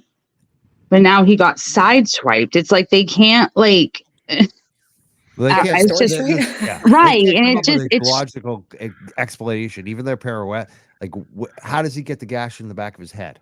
Right. It's ridiculous. Have you guys, speaking of this, the pirouette and all this crap? Have you seen Kevin's latest video? Kevin. Oh Jesus, no! Can we watch it? No, I don't. I have not, but you're not playing this on the show. No, no, I'm not. No, I'll watch it later. Is it another Sims one? Yeah, they could ruin that credibility on Court TV and play it there. I can't say that. He doesn't even have the guy hitting his head in the right spot. Yeah, the wrong car, all that. Oh, he's got a new one. There's a new video. Have you seen? You talking about the new video or the old video, Brian? The new one. I thought I saw a new one today. Yeah, there is a new one. Constructing video. The guy that made the video, like the dude's like ducking down in the truck. Yeah. Yeah, he's got a new bending one. down. He's got a brand new one. That's the old video. Now he's got a new one. That dude's cooked up, bro. That's one way of putting it. What do we think about Kevin right now? Because Kevin is really still hammered. He's going after. He got blocked today by Bettero, which is funny. Bettero doesn't block bro. He needs to pack his shit up, bro, and get the fuck off. Just hide. He's a clown, bro. Yeah. He doesn't even make any sense. Obviously he's doing it for a cheap pop. You know, deep down inside, this dude doesn't believe that she's guilty, bro. No way. He's trying to play the villain, bro. He's on some WWE shit, bro. You know what I mean? And that's what he doesn't understand. This is real life. She's looking at life in prison. This ain't WWE, buddy. You need to just get the hell out of here. You know what I mean? He used to be on our side, kind of, until Turtle Boy said something mean to him and hurt his feelings. Well, he realized he could get a cheap pop. Some people do things for a cheap pop. You know what I mean? Like, just for that. He look at him. I mean, no disrespect. You know what I mean? But look at him. This is the only attention this dude ever got in his life. He's just trying to stay relevant no matter what. Shit. And I That's a think that's great breakdown. crazy because like you shouldn't base your feelings like they're like I feel like 80% of the people that say Karen's guilty, like they just base it off of hating Turtle Boy, and like the other 20%, they just don't know the facts of the case. Yep, And they just very believe accurate. everything authority says. So they But just this dude does though. That's the problem. This dude does. So that's what makes him an enemy. You know what I mean? Like, and you know, he's just doing it at this point. Just for, and then goes on court TV. Like, come on, bro, have some integrity. right. Man. Have some integrity. Yeah. That says a lot about court TV. Exactly. I was just I'm gonna not say that. watching it anymore. Seriously. He People calls lost me credibility. yeah. He calls me a jellyfish after I came back after basically the snitches threatened me with jail. Oh, Like, you know, he's on the side. He talks to the cops, all the state troopers, Buchanan, and you, right, Katie? We know about this. He I talks hate to Buchanan Tully. so much. He talks to who are the other ones? Proctor. He talks to Lizzie Proctor. Oh yeah, Chris Jennifer Albert's his best McKee, friend. him and Chrissy are best friends. But he's brave. Chrissy. He's brave. Kevin's brave, hiding behind the cops. Oh, I mean, and that's what kills murders. me. That's what kills me. He puts himself like he's brave because he stood up against Turtle Boy. It's like that's nothing. Turtle Boy and his people are nothing. I went through it. It was nothing. Turtle Boy people did not affect my life at all. The only thing I was stressed about were those friggin' cops coming to my house and fucking up my shit. Yeah, they came to my house twice. it. No, once. Randy, I let wasn't. me ask Randy, JFK. You've Yes. had law enforcement shit. What would you be more scared of, Turtle Boy people or the cops fucking your life up? And just the segue back into the beginning of the program, talking about the trauma of it, like back, you know, going into courthouse basements, getting arrested. This is the stuff that Karen Reed, Turtle Boy, whoever that's been cuffed and stuff. This is the type of things that happen. You know, at 5 a.m. is when the Warrant Task Force, you know, forms at McDonald's down the block, and they're gonna come knock at your door. So, you know, every time you know that these guys can come out, knock at your door at any time and say, hey, you're under arrest for something you didn't do. So, you know, that's what you were thinking in your head. And if it did happen, think about it. You'd be thinking like that all the time. Exactly. You're like, oh, it's 5 a.m. They're going to be coming through the door. Every day. I had to get a mental health counselor and an attorney. It's I tough. found both. The pressures of having an open case is insane. You know what I mean? People don't look at it like that. That's why with my movement of it and with Karen Reed and the whole situation, obviously free Karen Reed, justice for John O'Keefe, no question. But at the end of the day is to look at the pressure, like you said, the mental health. Look at, you know, people you get involved with. Think about before you get in a relationship with somebody who got kids and just the whole shit, because nostalgia, the whole thing, rekindling friendships, whether it's a girl or a boy, or whether you just being cool with a dude, you know. You don't want to rekindle friendships sometimes because sometimes, you know, you might end up in the wrong spot. You know, nostalgia sometimes gets you in trouble. You know what I mean? So, you know, that it's just a good reflection of it all. That trauma is real. It's hard to turn off. Yeah, totally. You know, we got we brought Turtle Boy up a couple times. We had a super chat question for JFK related to it. Where the hell is it? I think it's a gotcha kind of. We'll see. John Barron said, didn't JFK have a cameo in a Turtle Boy blog in 2018 with the Malden Meth Muppets? Is that true? What is that? Jesus. Yeah. Malden Meth Muppets. Yeah, you know, you know, and it's funny because Turtle Boy, one of my guys, when the banner, when they found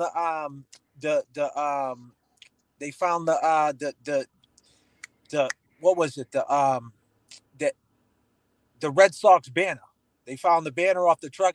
And and now if you're a part of the Karen Reed, the free Karen Reed, and you understand about corruption and you understand how quick the media could spin a story, they actually found the banner. It fell off a truck.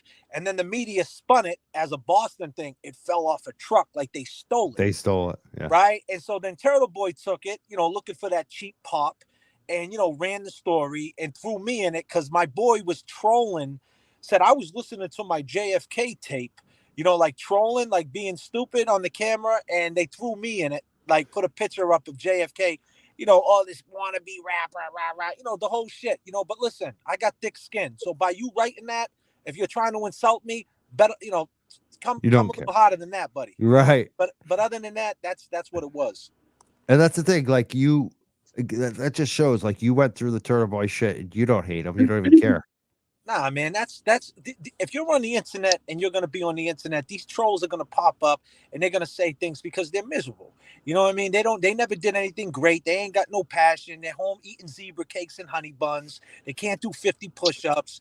You know, they're bust downs, they're clowns. You know what I mean? They never did nothing great, and that's what it is. You know what I mean? So congratulations, you played yourself. Awesome. Good response there. I love it. So medical examiner is going to come on the stand eventually. What do we expect? Who wants to go Eventually. first? Yeah. What do we expect for the medical examiner? The runaround. I don't think we're going to get a straight answer from her. I don't think we're going to get a straight answer from her. Well, we might, because we just found out the other day that Proctor called her a whack job. So Maybe I'm she's just mad. kidding. he did, but yeah. Maybe she's mad now and she'll be like, you know what? Yeah. Right. I'd be pissed too. Everyone to Proctor is a whack job or a C word. I hate that word so much. Especially I if you're hate a it. woman that stands up to him, apparently.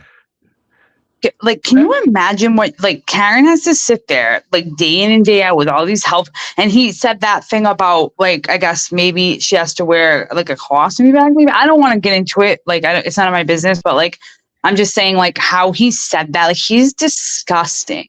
It is. He's lost. No, that was All the humor. jury. It was funny. Yeah, He it was was supposed to be being funny.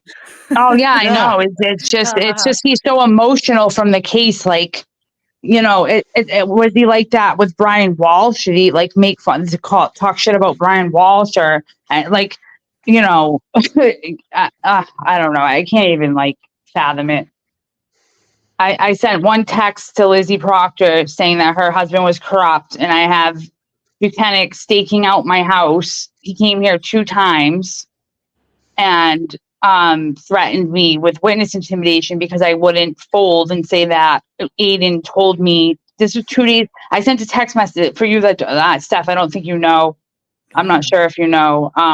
I sent a text in May of last year, and they came to my house in February, 2 days before Aiden was supposed to get out of jail. Oh my gosh. And they wanted me to say that Aiden like coerced me to send the text because clearly they just wanted to like tack more charges onto him because he's too like effective, you know. Oh, he's very powerful, it seems like. But it was He's got- really scary. Like I went downstairs and like my landlord said the state police were here, and like I don't break the law. Like so I thought maybe someone in my family could have passed away, and like, you know, how they do like the notification, you know, and I walked downstairs and like I looked straight ahead and he had someone else with him. It was Trooper Kelly. I don't know him. And then I looked to my right and I saw Buchanan, and I was like, I literally said, I was like, are you effing serious?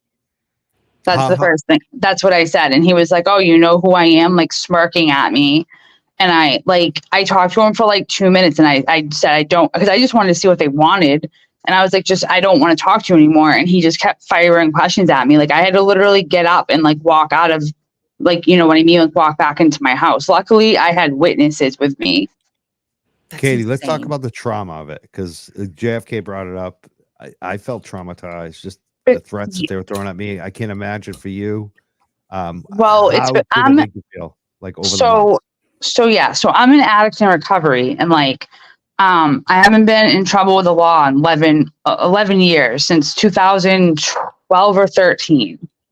And so he came here, and I was the first one that he ended up going to other people's houses too, but he lied to me and said the reason why it took him so long to get to me, he took him 9 months to get to me because he had to go through the 11 other people that supposedly sent her text or whatever, or not just her, like even Colin Albert, whoever, whatever.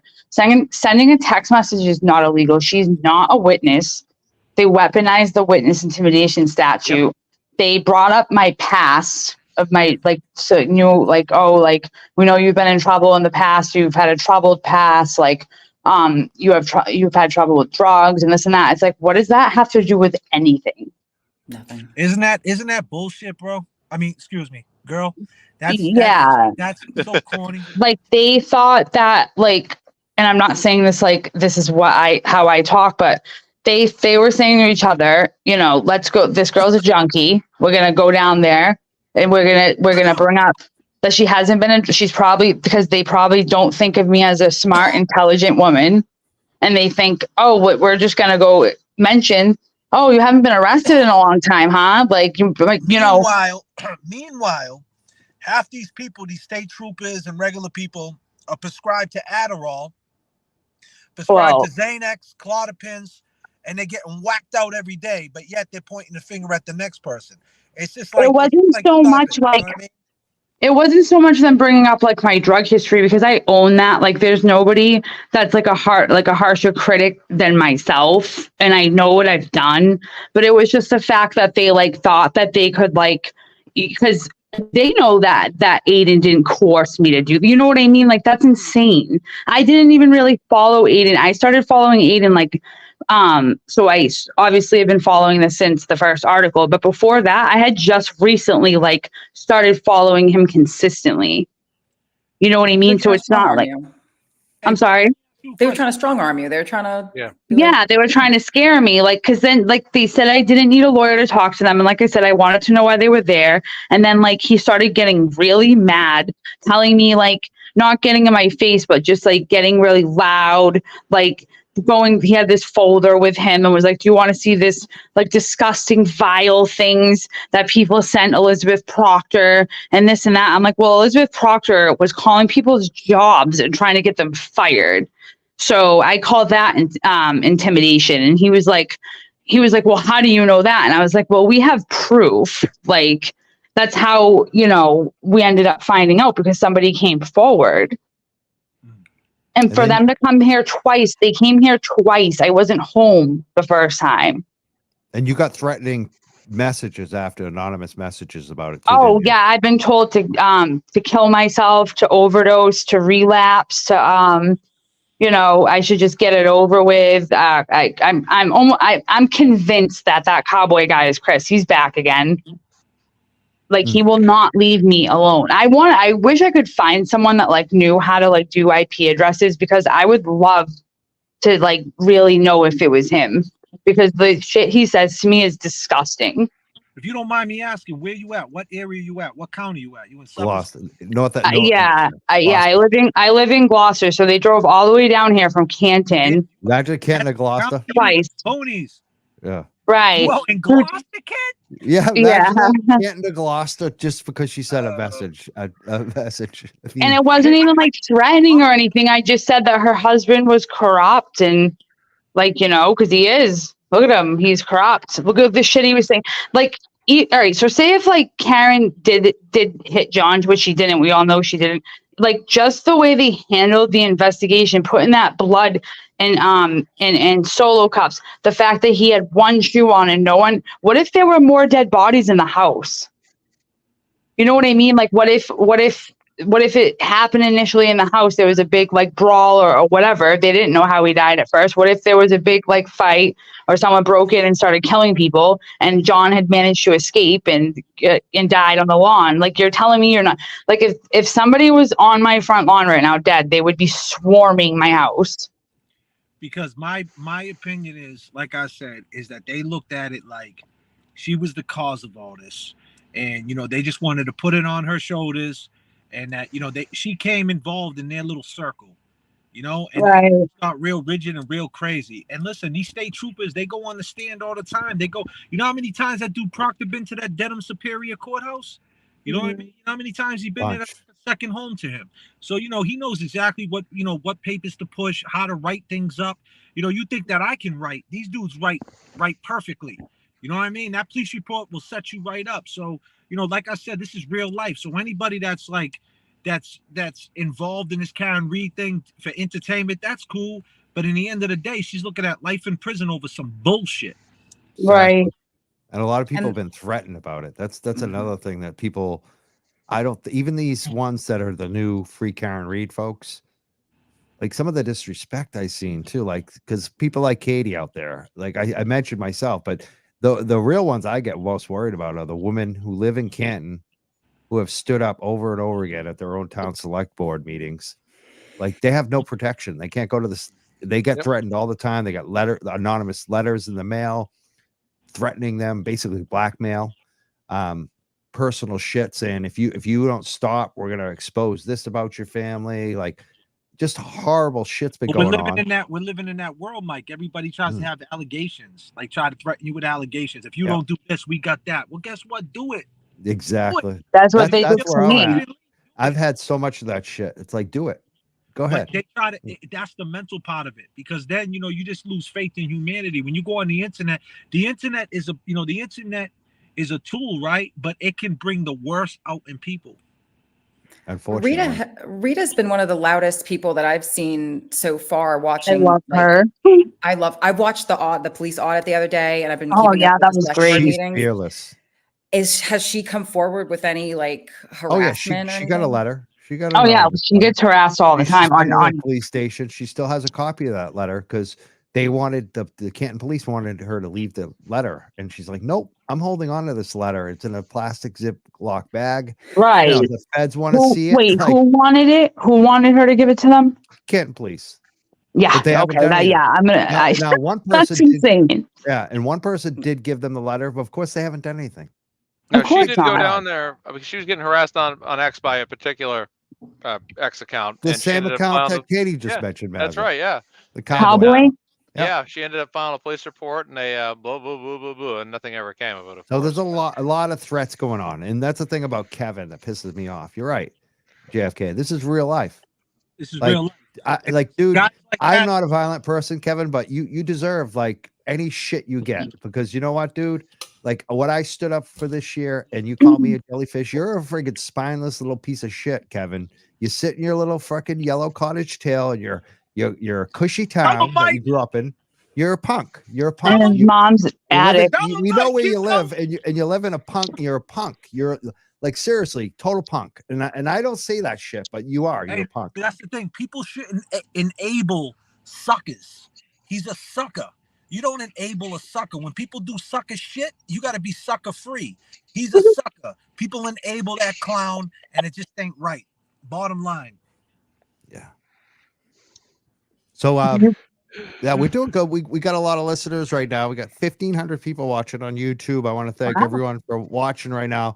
I want to keep JFK a little longer because I want to talk to him about some of his music and some of the people he's worked with. But I want to give everyone final thoughts tonight too, and see if there's like, Brian, you haven't spoken as much. I want to start with you. Like, anything you want to bring up tonight, Brian. Well, what I was hoping to get in front of Mark Betterow at some point, maybe you can bring it up with him at some point, is I have a feeling that we really shouldn't be focusing on Proctor. We should be focusing on Tully. Tully is the guy who received all the reports. He's the boss. You know, Proctor is the underling. And every time there was a report that was filed, Tully had a responsibility to ask questions. Did you do this? Did you do that? Tully is the guy who ran the crime scene search watch party. Right? There was a party there. There were 3 unknown people standing there. He set up the time. He set up the time. Right? Somebody gave them permission to bring the car to Canton. It was Tully. He said that on the witness stand. Somebody must have given them permission not to use their police vehicles. Right? They used mechanics' car. Why? Doesn't have there's no video, there's no GPS on his private car. Isn't there an insurance issue when you use your private car on business? So he had to. I don't think that's probably standard that you use your private vehicle, and so I think this guy is the guy we should be focusing on more so than Proctor. Proctor's the patsy. He was told to go along and do all this. Wasn't he supposed to be off at 7? Didn't the shift run 7 p.m. to 7 a.m.?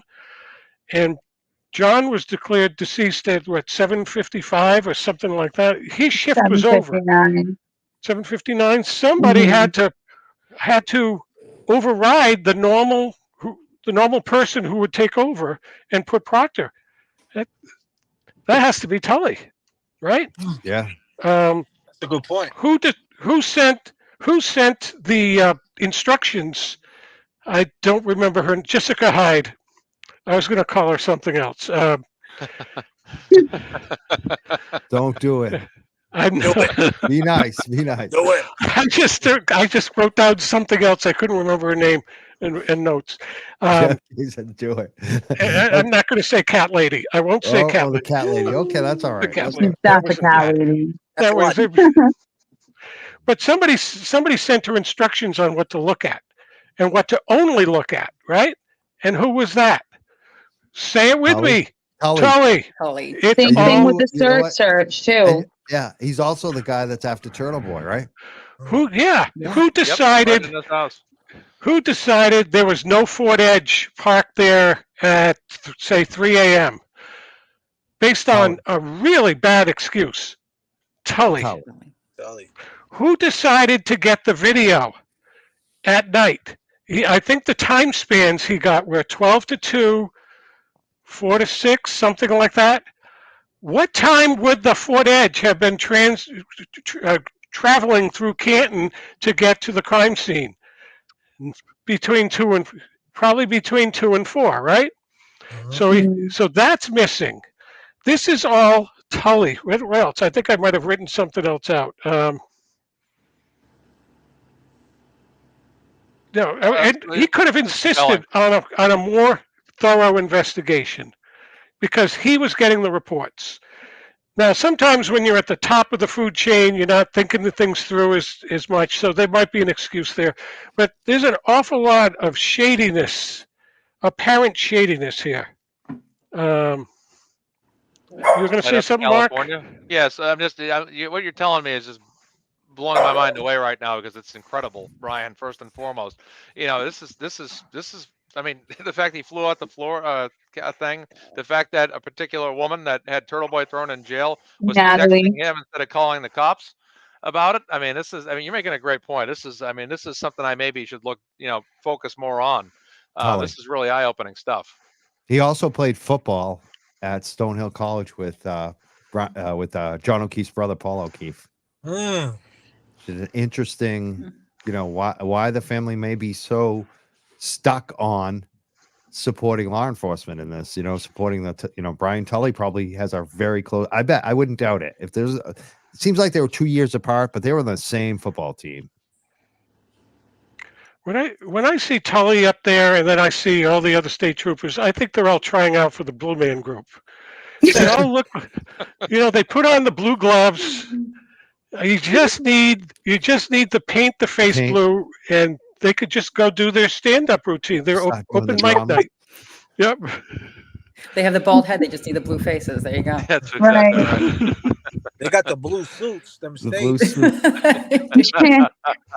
And isn't Buchanan Proctor's boss? And if I remember correctly, during the federal grand jury, Proctor admitted that he lied in the state grand jury to indict Karen about knowing, he lied about knowing the Alberts or whatever, and that he basically threw Yuri under the bus, saying that Yuri knew.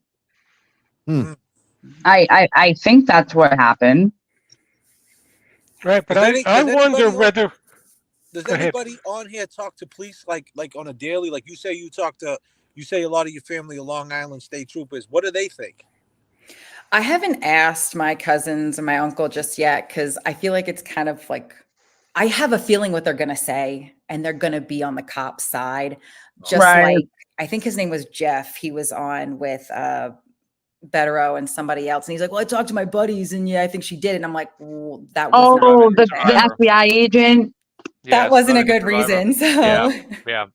I've been hearing from a lot of law enforcement, just in the chat, in the messages, friends of friends, and most of them are former law enforcement, but a few actually active. So they're all noticing it. Like a lot of them they want to support Karen Reed, but they can't come out and say it. They're afraid. Some of them are giving tips. Some of them are just saying, hey, you're right. Keep going. So there's obviously Sean McDonough ex-DEA, who's Yeah, come out. he's a nut. He's a nut. Shout out Sean McDonough. Yeah, we strong, love him. man. You being a nut in a good way. Yeah, he's His a rants are good the dude. best. He's a good dude. Yeah. Dude, he's a true Bostonian, I'll tell you that. Yeah, he is. And he talks to tons of them. Well, I I'll mean, tell he you had- this: if he was an ATF agent, right, he was setting dudes right up because he reminds me of a dude from the street. You know what I mean? But he got the DEA. badge. Yeah. Yeah, Yeah, he was the DEA, drug Yeah. enforcement. Yeah, Yikes. exactly. You know what I'm saying? His code name was Sully. He Oh, was a man. Sully. Man, he was right in there, bro. Yeah, he's a good dude. I just want to say, anybody in the chat that's showing love to JFK, showing love to Young Jerks, or anybody up in here, peace. I love y'all. I appreciate all the love. That means a lot. And you're getting new subs tonight. We're up over. We're almost. You're like 25 away from 1,000 on there. Oh, I'm in the game, kid. We need 1,000. Get them to 1,000 tonight. JFK show off. 23 away. Someone said. Nice. Mike, I actually am gonna run. But thanks for final having me on.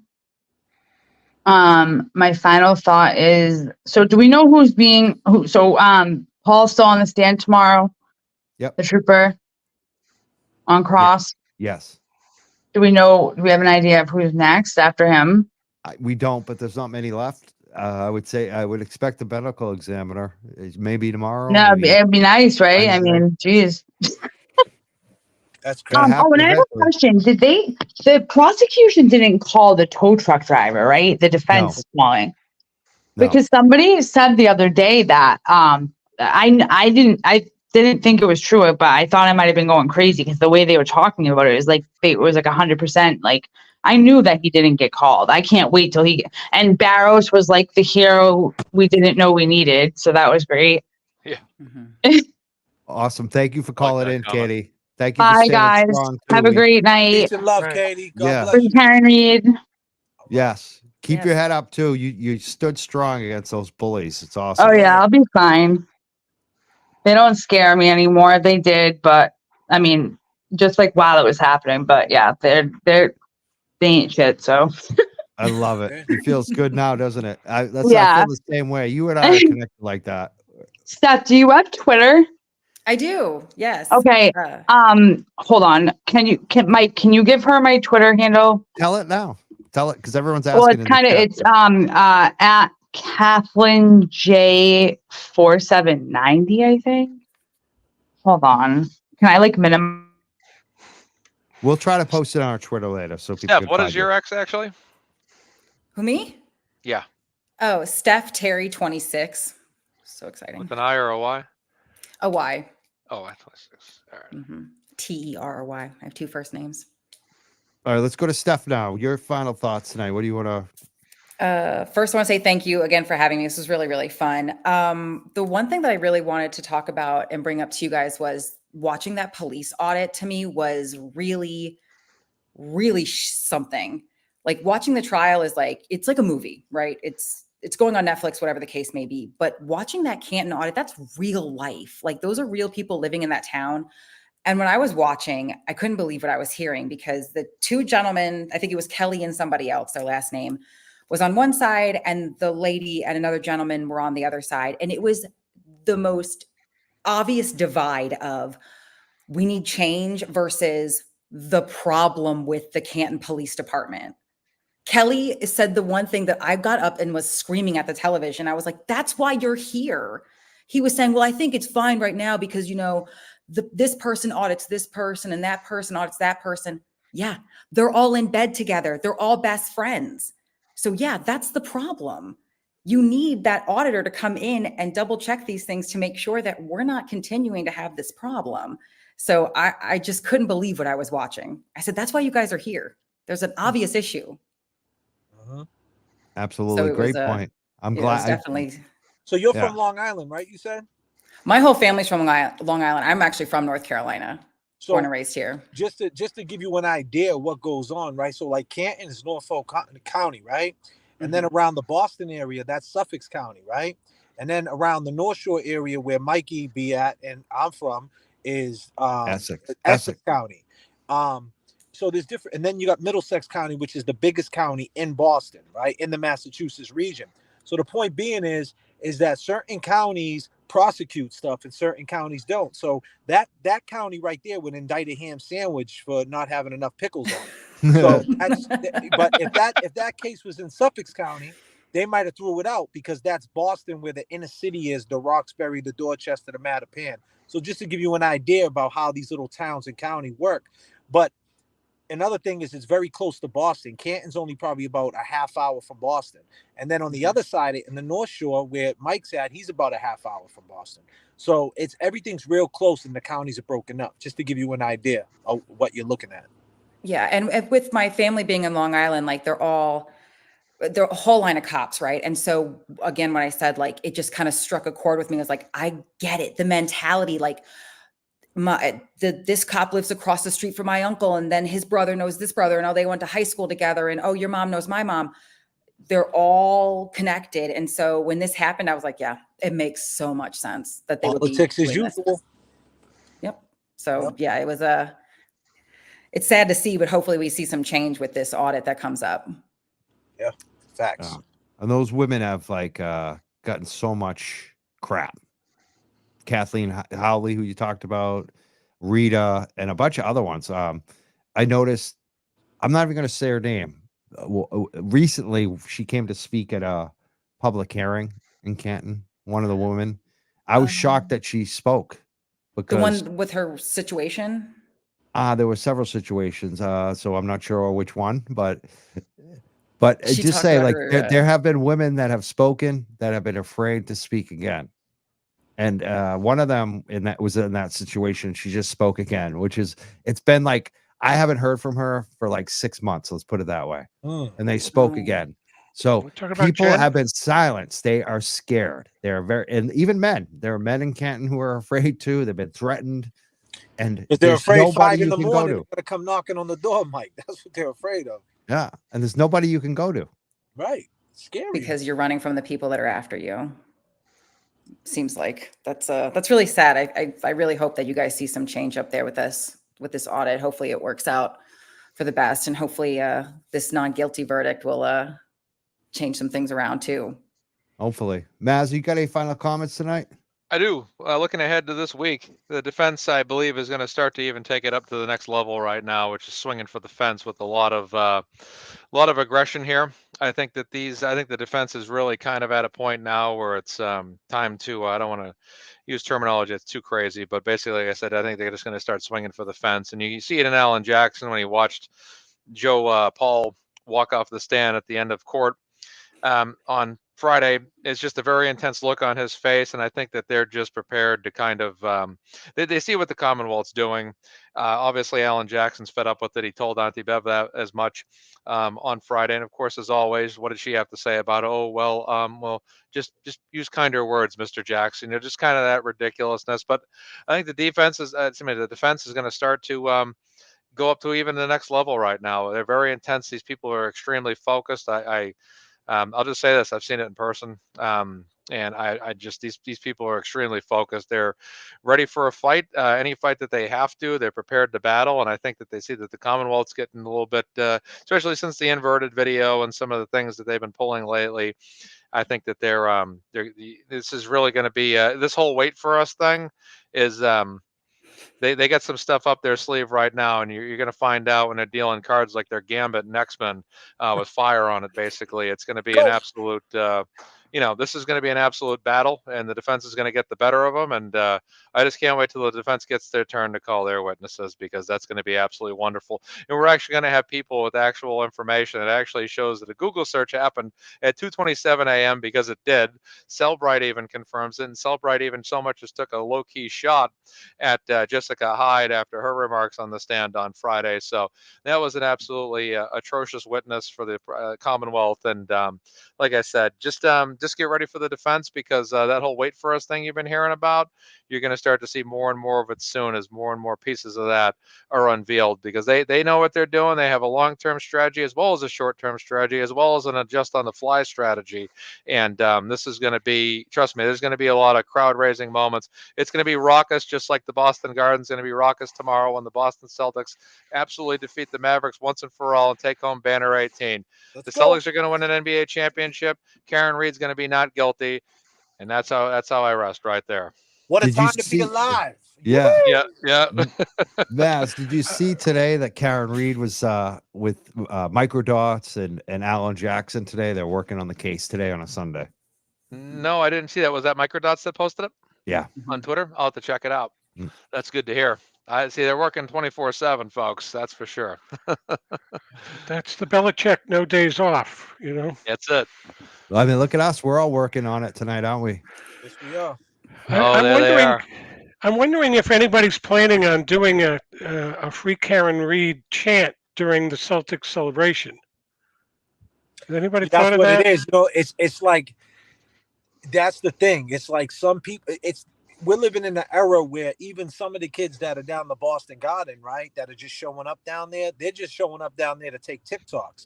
They necessarily, I want to tread light when I say this, but necessarily some of them don't really care if we win or lose. They just want their TikTok for their channel, you know. And it's the same thing with the Karen Reed thing. It's like, if you did get a chant like that, do people really believe it, or are they just saying it for that cheap pop? You know, I think everybody on this panel right here, Mazza, everybody that's going hard, like we truly invested watching the trial. And, you know, same with us Celtics fans. Like we've been watching for years. We want them to win 18. We know what it takes. So this is, you know, there's a lot of that division down there. So I don't know if you're going to see that. You know what I mean? Because the ones that are really into this Karen Reed thing really know how real it really is. It's not a game. You know what I mean? At the end of the day. JFK, I really liked your song, by the way. Thank you. I appreciate it. I got more. Go to Spotify. I got a bunch of music up there. There's another one I think Turtle Boy showed last night where it was Alan Jackson repeating like I don't KO bang bang.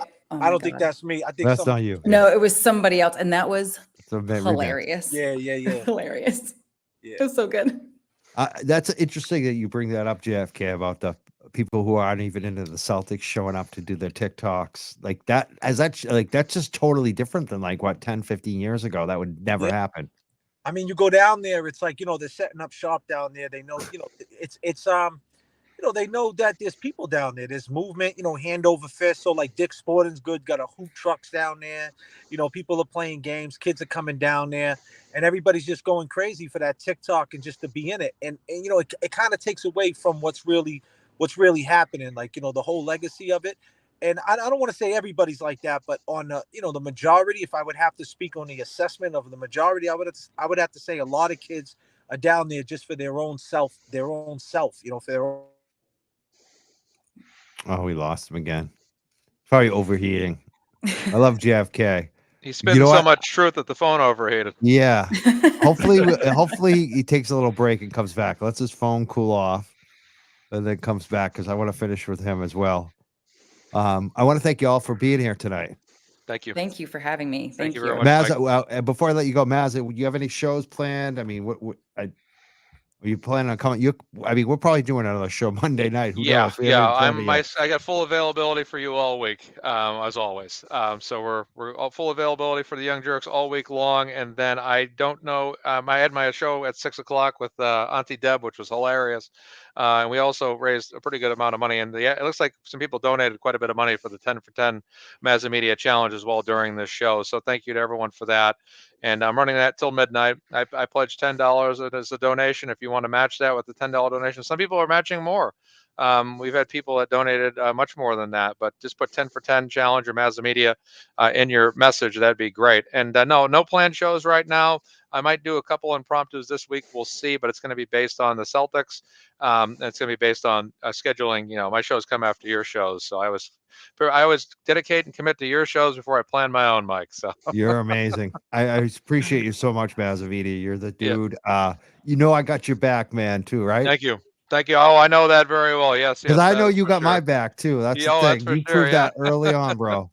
You're a good man. For sure. I know when you at times were testing you as well, and I stood by you, and I was there. You know, if you needed any bro handshakes or something, but and I did. You know, I did. I was freaking the F out. You know, I was. Yeah. The Dylan Schwarzenegger handshake. You know, I was always there for that. So. All right. Well, thank you all. Thank you, Brian. Thank you, Mazza Media. Thank you, Steph. And thank you, Katie. We're going to bring up JFK again. Thank you so much for being here tonight. Yes, thank you very much, Mike. Free Karen Reed. Take care, Peace. JFK. I Thank subbed, you. by Good the night. way, brother. All right, man. Nice meeting you, brother. Yep. Take care, JFK. All right. Take care, All man. right. Awesome. Yeah, we back at it. You're back. Yeah, man. We Somebody had a calling the little phone and shit. panel. How do you think about the panel? Was that fun? Yeah, it was great, man. Thank you for having me. I really appreciate it, bro. I hope I didn't shut you down on your theories too much. I just, for me, like everyone's got a theory, and I just kind of like, I like to stick with what we know. Like even with Mazza, sometimes like and I do it too. We all do it. We all have our little theories and stuff. But I like, for me, like the big stuff tonight, like the blood. They got 3 different blood. One of them's his. We don't know who the other 2. Like these are the facts that I want to kind of focus on. And we'll see on those texts. We have no idea what's going to happen on those texts. Right. I mean, I agree with you, bro. At the end of the day, you know, we're all on the same page that she didn't do it. Exactly. You know, and I want to tread light with my opinion because I don't know. You know, I'm humble enough to say that I don't know. Me too. You know, but at the end of the day, I know that she didn't do it. You know, I could just see that. I think everybody could see that. You know? Anyone that's got an open mind. Right. So that's where I'm at with that, you know, but I just know that, you know, based on, you know, I just have questions, like I said, when I speak on the Nightline and that morning and the Higgins I just know when you start doing messy things like that, you know, it can bring anger out on you. And, you know, it's not about what Karen Reed felt. It's about what John O'Keefe felt. Like, how did he feel when she was talking to Higgins? He might have been really pissed off. So I'm just saying, if he stepped in that house with that mindset, it could have set it off. And that's Definitely. where I'm at. I'm just trying to figure out how the fight started. Exactly. We don't know. It could be there's so many angles we don't know. Like that's So but, how you feeling, brother? I'm feeling good. Good. I'm feeling relieved because I had I was cared for this dog this week and some other dogs, and this dog was sick all week. I had to take him to the vet 3 times, and it ended last night with, you know, the owners coming home. So I'm like, just relieved, you know, off duty. It's kind of like, yeah. It's a tough job you have, man. It is. People don't realize it's harder than they think. That's why a lot of people can't do it. Like they try it. They think it's going to be easy. And then they're like, holy shit, the physical and the emotional, mental. And I seen you out there. We bumped heads out there. Yeah. We've seen each other out there while walking dogs. It's not easy, bro. Walking them dogs, and them dogs got personalities, boy. They do. And you got to know what the deal is. And then you get attached to them. That's the thing. I've been watching this dog for 8 years. Oh, man. He's sick, and I don't know if he's going to recover. And it's like, oh, not another one. I'm going to lose another baby. Yeah, that's tough, man. You know, we're just humans, man. And them dogs, man, like, it's just a God-given gift, dogs. You know what I mean? They are. It's just different. You know what I mean? If you're a dog person, then you know. You know. I never knew I was a dog person. We didn't really grow up with dogs, you know. Well, I mean, in the neighborhood, my friends, but I didn't have a dog in my house. And it's funny because dogs love me, man. I have a thing, like, just weird how sometimes that's how life is, right? Like, it's like making albums. Some people ask me, like, oh, you know, what was how did you get in the mode of making an album or this song? And sometimes it just finds you. You know what I mean? Weird how life works like that. Yeah, so it's the same thing with the dog thing. It might have not been your thing, and then how did you know? Like, because that's a good question. Like, people, whether they should change. This is why I want to keep you on. I want to talk more about chasing passions, because you've been doing this hip hop thing, and I know how hard. Like, my girlfriend did rock radio, promoting local artists for years. I used to book a lot of local artists too. And I know, like, even doing this creative shit, I know how hard it is to put yourself out there, and nobody is really, and even your friends are like, yeah, but you know how it is. They don't get it. Yeah, they don't get it. And even if you start to get successful, they get jealous sometimes, which is weird, or people try to not use everybody you. can go. Not everybody can go. You So know, how did you decide to get into this shit? Like, how did you decide that hip hop and recording was for you?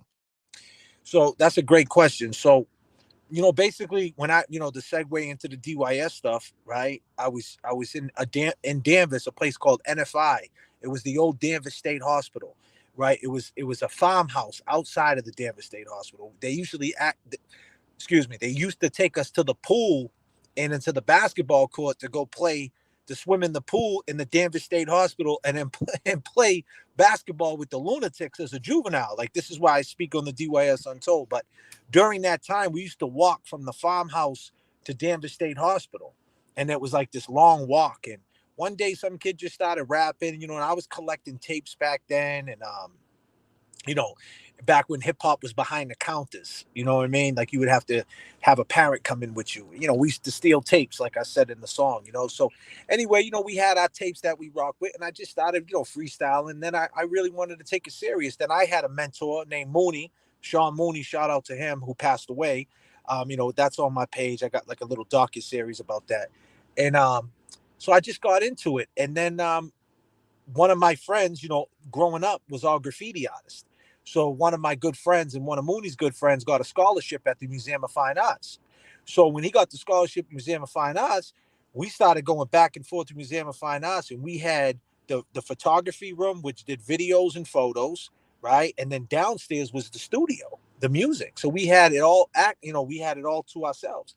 So we found other guys that was around that made music but didn't really have the equipment or really, you know, knew how to bring it to life. And we just started putting the pieces together. We hooked up with some cats named Something Different. This cat named Tron out of Cambridge. He's still active. He's a big dancer.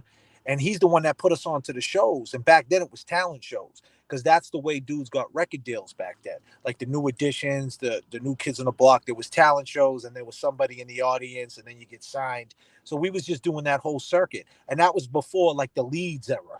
You know what I mean? Right after that was like the Leeds era, the Reks era, I'm like right before that era. And then I, you know, when I came home from doing, you know, a little college dropout tour, if you know what I'm saying, I had to relearn everything and get back into the studio. And kind of like I went in when I went in, it was all diggity figgity wiggity type rap. And then when I came home, it was Jadakiss, Beanie Siegel, like all these like lyricist type cats.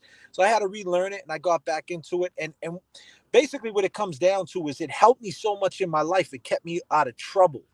Right. So when I came home after doing, you know, the little college tour, I said, hey, let me get back to this. And it saved me again. And then I realized I got to look at it as a higher power. You know what I mean? And just, you know, run with it. And I did. And I just kept running with it, you know, and following it. And it took me to where I am. And I've been, you know, and now I'm a CEO with Show Off Records, me and Static are partners. You know, we did 10 albums. The last 4 albums we did with Mass Appeal, which is Nas's label. So I'm actually partners technically with Nas. And you know what I mean? On Mass Appeal Records. So Show Off Mass Appeal. So they do your distribution. Is that how that works? Yeah, they do our distribution. A guy named Pete and a guy and Nas. So technically, but I don't really, you know, I don't like to name drop like that. Yeah, I know you don't. Like that. That's why I'm asking. I'm going to ask you all the questions tonight because you don't. Yeah, and I don't want to get all this out. But it's like the Karen Reed thing. If you're in the know, you're in the know. Some people, when they see underground hip hop or the traditional hip hop, I like to call it, you know, just lyricism, beat, substance, cut, scratches, choruses, you know, pushing the pen, being creative. They see that and they automatically say, that's old school rap. It's a stigma. You know, we talk about age. Age to me means all green, everything. But the ageism in hip hop, you can't have gray hairs and rap. You know what I mean? It's like, oh, look at this guy. Who's he think too old? Yeah, you know, all that shit. And it's like, we've been doing this for so long. So what, we still can't do it? Like, I don't understand. Like, we still, you know, we might not be as active as we once was, but, you know, we still come off the bench and drop a little something here and there because that's our passion. And it's tough, like you said, to explain that to people. You know, it's real easy for me to say, hey, I work at, you know, I work construction, you know, and that's what I do. To explain. That's what I was going to ask you. Do you, because I've, you know, done this show for years and I never wanted to talk about in my real life with people because I didn't want to get into, like you said, I don't want to, you know, get my feelings hurt or feel like I'm pushing it or whatever. But now I talk about it a lot more because it's successful, you know, and people are like, wow, you know, like it's now so you funny. Can say in 2024, I'm a content creator. You could say I got a podcast. And you could say that as your career. Like, you know, that's what I do. I'm successful and it works. But it's tough, you know what I mean? Because people just, you know, there's a stigma that's attached to it. You know what I mean? It's the same thing. You go to the gym. I seen a dude on Twitter called me a meathead because I go to the gym. I'm a meathead. Listen, I'm not no bodybuilder. You know what I mean? For one, and aesthetically, I'm not perfect. Believe me. So it's like, I'm far from that, buddy. I wish I looked like John Cena. You know what I mean? Aesthetically perfect. I'm not aesthetically perfect. I'm just a man. I'm just a fucking man. That's it, you know, and that's what I like to say. Hey, what do you do? I'm a man. I'm just being a man, you know, and I got passion. And you know, I did some amazing things and I do some amazing things. And, you know, and if people really want to know, I'll sit back and tell them. But for the people who are just trying to figure out what you're on or whatever, hey man, I just give it to them real light and keep it pushing. You know what I mean? Now, do you have a full-time job, or is the music the full-time Oh thing, man, or music's a balancing? full-time job, man. Them miles, man. I just came back from New York. I came back from Boston, talking on the phone late night, putting ideas together, chasing people down to get on records, putting content, together, getting video people together. You know, um, we have this huge catalog, making sure, with the streams or placements right, making sure everybody's all right, having a partner, making sure static's good, call them up, hey, how you feeling? How you doing? This has to be done like, with a lot of compassion, a lot of feeling, to make sure everybody's right. You know what I mean? And make sure it's, everything's going right. You know what I mean? So yeah, it's a full-time job. Plus I'm a dad. So you got that aspect of life. So, shout out to all the fathers out there. Happy Father's Day. But it's definitely a full-time job for sure. When did you decide to make it a full-time in music versus like having a lot of people are like me. They have a full-time gig, which was my dog walking, and then I have this creative moonlighting thing. I know a lot of musicians do that. They're doing shows on the weekends. They, jam at night after work, but they have a day job. When did you decide that you weren't going to do a day job and just do the music? And how did you know it was the right time? Well, that comes in waves. It gets scary when you're an entrepreneur, like whatever how you want to word it. Like I said, I'm not too big into, naming what I do or whatever. It gets scary sometimes because, you're only as good as your next gig. So you got to keep pushing. You got to keep adding the catalog. And if you got a bunch of stuff out there, then it starts adding on. And then, you get paid like every 3 months. So every 3 months you get hit with a chunk, and then you got to wait another 3 months. But if things happen in that 3 months, you know what I mean? Like anything, like, I went through the cancer thing, stuff like that, it's like, oh shit, So, anything can happen at any given time, and you just got to be prepared. But when I came to it to, figure out, hey, this is what I want to do, and I'm just going to lock into this, that was probably like I'd say around like 2008, 2009. It was like, I'm just going full steam with this. But it was a lot of sacrifice, man. Like all the stuff you're talking about, like traveling back and forth on the highways, going on shows, jumping on airplanes, being in airports, sacrificing meals, sleeping on floors. It's crazy. There was a lot of sacrifice, being around a bunch of personalities, figuring out this internet shit, doing things on the internet that like even like right now doing a live, it's cool, but aesthetically it's trash, right? Like it's just two dudes with talking. You know what I mean? It's not cinema. Yep. You know what I mean? And being creative, we would want to do something more bigger, right? Right. Like something more great. And then, just even getting used to that. People don't understand, like sacrificing aesthetics to get traction. It's tough. So like you just go through the emotions, like you said, you just go through all these emotions. And here's another thing. Time just goes by fast, Mike. And next thing you know, brutal. you know what I That's mean? it. The next thing you know, we just here. So that's basically what happened. It just went by so fast, and it kind of made my mind up for me. You know what I'm saying? It just found me, and we keep pushing. But if anything ever hit the fan, then we would have to hustle a different way. You know what I mean? But right now everything's all right. That's awesome. Yeah. Because that's what I've always, even now, like I'm struggling with. It's like, it seems like the streaming has become more of a full-time job than dog walking, which it used to be flipped. So it's like, which way am I going here? But I don't know how long this is going to last. You know what I mean? So It's gonna last though, because you're a great guy. You know what I mean? This is what you put out there. Sometimes, like I said, when you put it out in the universe, it finds you. Now it's here. Now you got to embrace it, and you just got to deal with it. And you don't have to explain it to nobody. You don't owe anybody shit. If you feel at home and you feel good where you're at, it doesn't matter where you are, where you grew up. If you feel at home in your heart and you feel good and you feel that growth, then just keep rocking, man. And who gives a shit what anybody's saying? That's how I feel lately. I feel like I don't need to, because I've had the ups and downs in life. You know what I mean? I had a job 6 figures at one point career, and I lost it over a week. And like they wouldn't hire me anywhere. And it was just like one joint. You know what I mean? It's just like, and then like I was doing all this other stuff that's activism and show, but I had to hide it because I had the 6-figure job. Do you know what I mean? So I was already living a double life way back then when I was having in my 30s, having some success. And then I lost my 40s were my worst years ever. But now, like 10 years later, I'm just like, I'm very thankful now. I feel like there was a path for me and I didn't realize it. Like all those trials and tribulations, I am exactly where I always wanted to be. Like my best friend, you talked about your mentor. I had a mentor, sort of, named Michael Malta, and he died. He was like about 10 years older than me.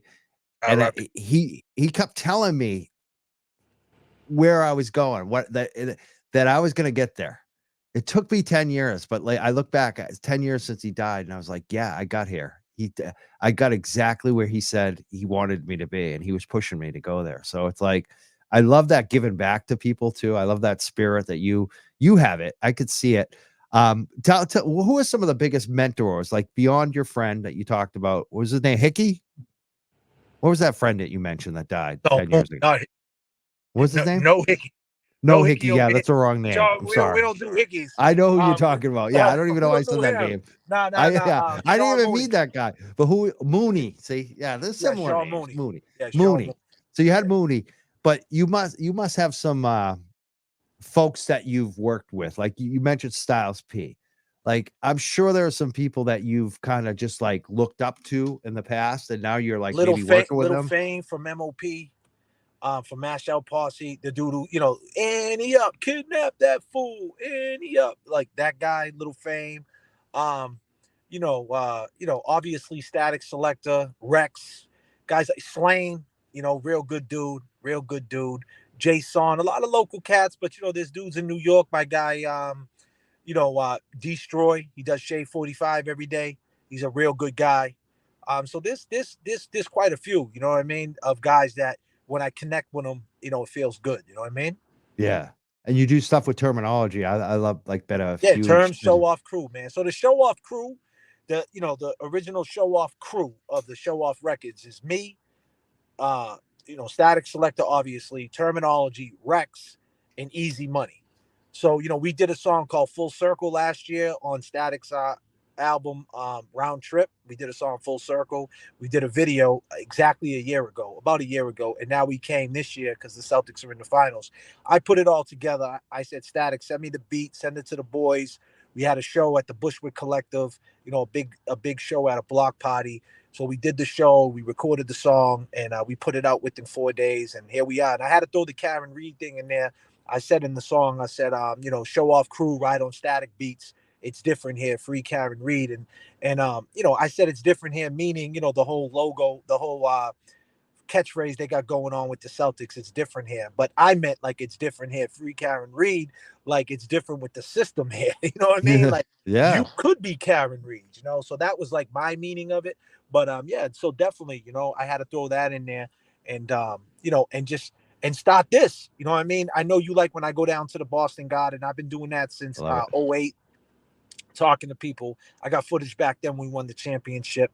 It's funny because the championship tomorrow's on 6/17/617.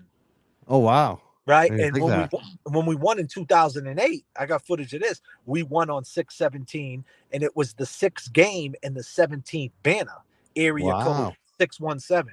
So are you big into numbers? I'm guessing you are. I mean, I am, it's back to what you said, how your friend said, hey, you're going to be here in 10 years, like this is what's going to happen for you. And then you just follow it. But, it's the in-between time, right, Mike? It's like, what happens in between? How do you stay focused? How do you keep a relationship with your lady? How do you keep your job right? How do you keep friends right? How do you not self-sabotage? Because, that's the main thing we do out here as men. Self-sabotage. That's the biggest issue, isn't it?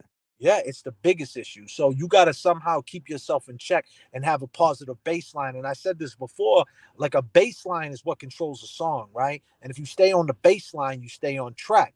Now, if you have positive baselines and you're doing positive things, when you fall off beat, you put that positive baseline back in your life, you get back on beat and you get back on track. So you got to figure out your positive baseline. Hip hop was a big positive baseline because it's the writing process, the creating process, throwing things to the wall and see what sticks. You know what I mean? Some of it's going to be fugazi. Some of it's going to be like, I can't believe I did that. I did Dine and Rhyme. Now that you got your Dine on. I like that. That was fun. Yeah, it was fun. And it put a lot of awareness on artists, and it gave a lot of restaurants potential clientele. And now you see guys blowing up. Yeah, now you know, because you did that, and then the Barstool guy, what's his name, Dave Portnoy, has blown up on a very similar idea. Yeah, you know, that's what I'm saying. A lot of guys take these ideas. You know, then I got the Fly dude, yo.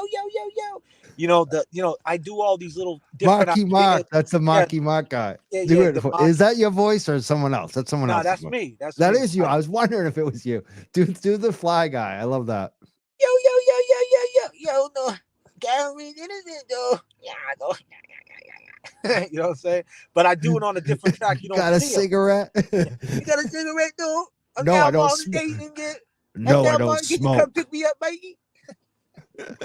But you know, that's like, you know, and it's funny because there's a guy right now in Boston that's doing a voiceover. He always sits places like he's nodding out, and he does the voiceover. He kind of copied me, you know, but whatever, you know what I mean? It is what it is. But you know, I did a bunch of fun stuff on the internet, and to see what drives people, the traction of people, you know what I mean? And but at the end of the day, I'm all about the reliable content, stuff like this, talking about the system, talking about what we're talking about, compassion, trying to figure it out, just being a man, being transparent. That's what I'm all about. I'm not trying to lie to kick it or make myself seem any bigger than I am, you know? That's what I love it. I love it. You're real.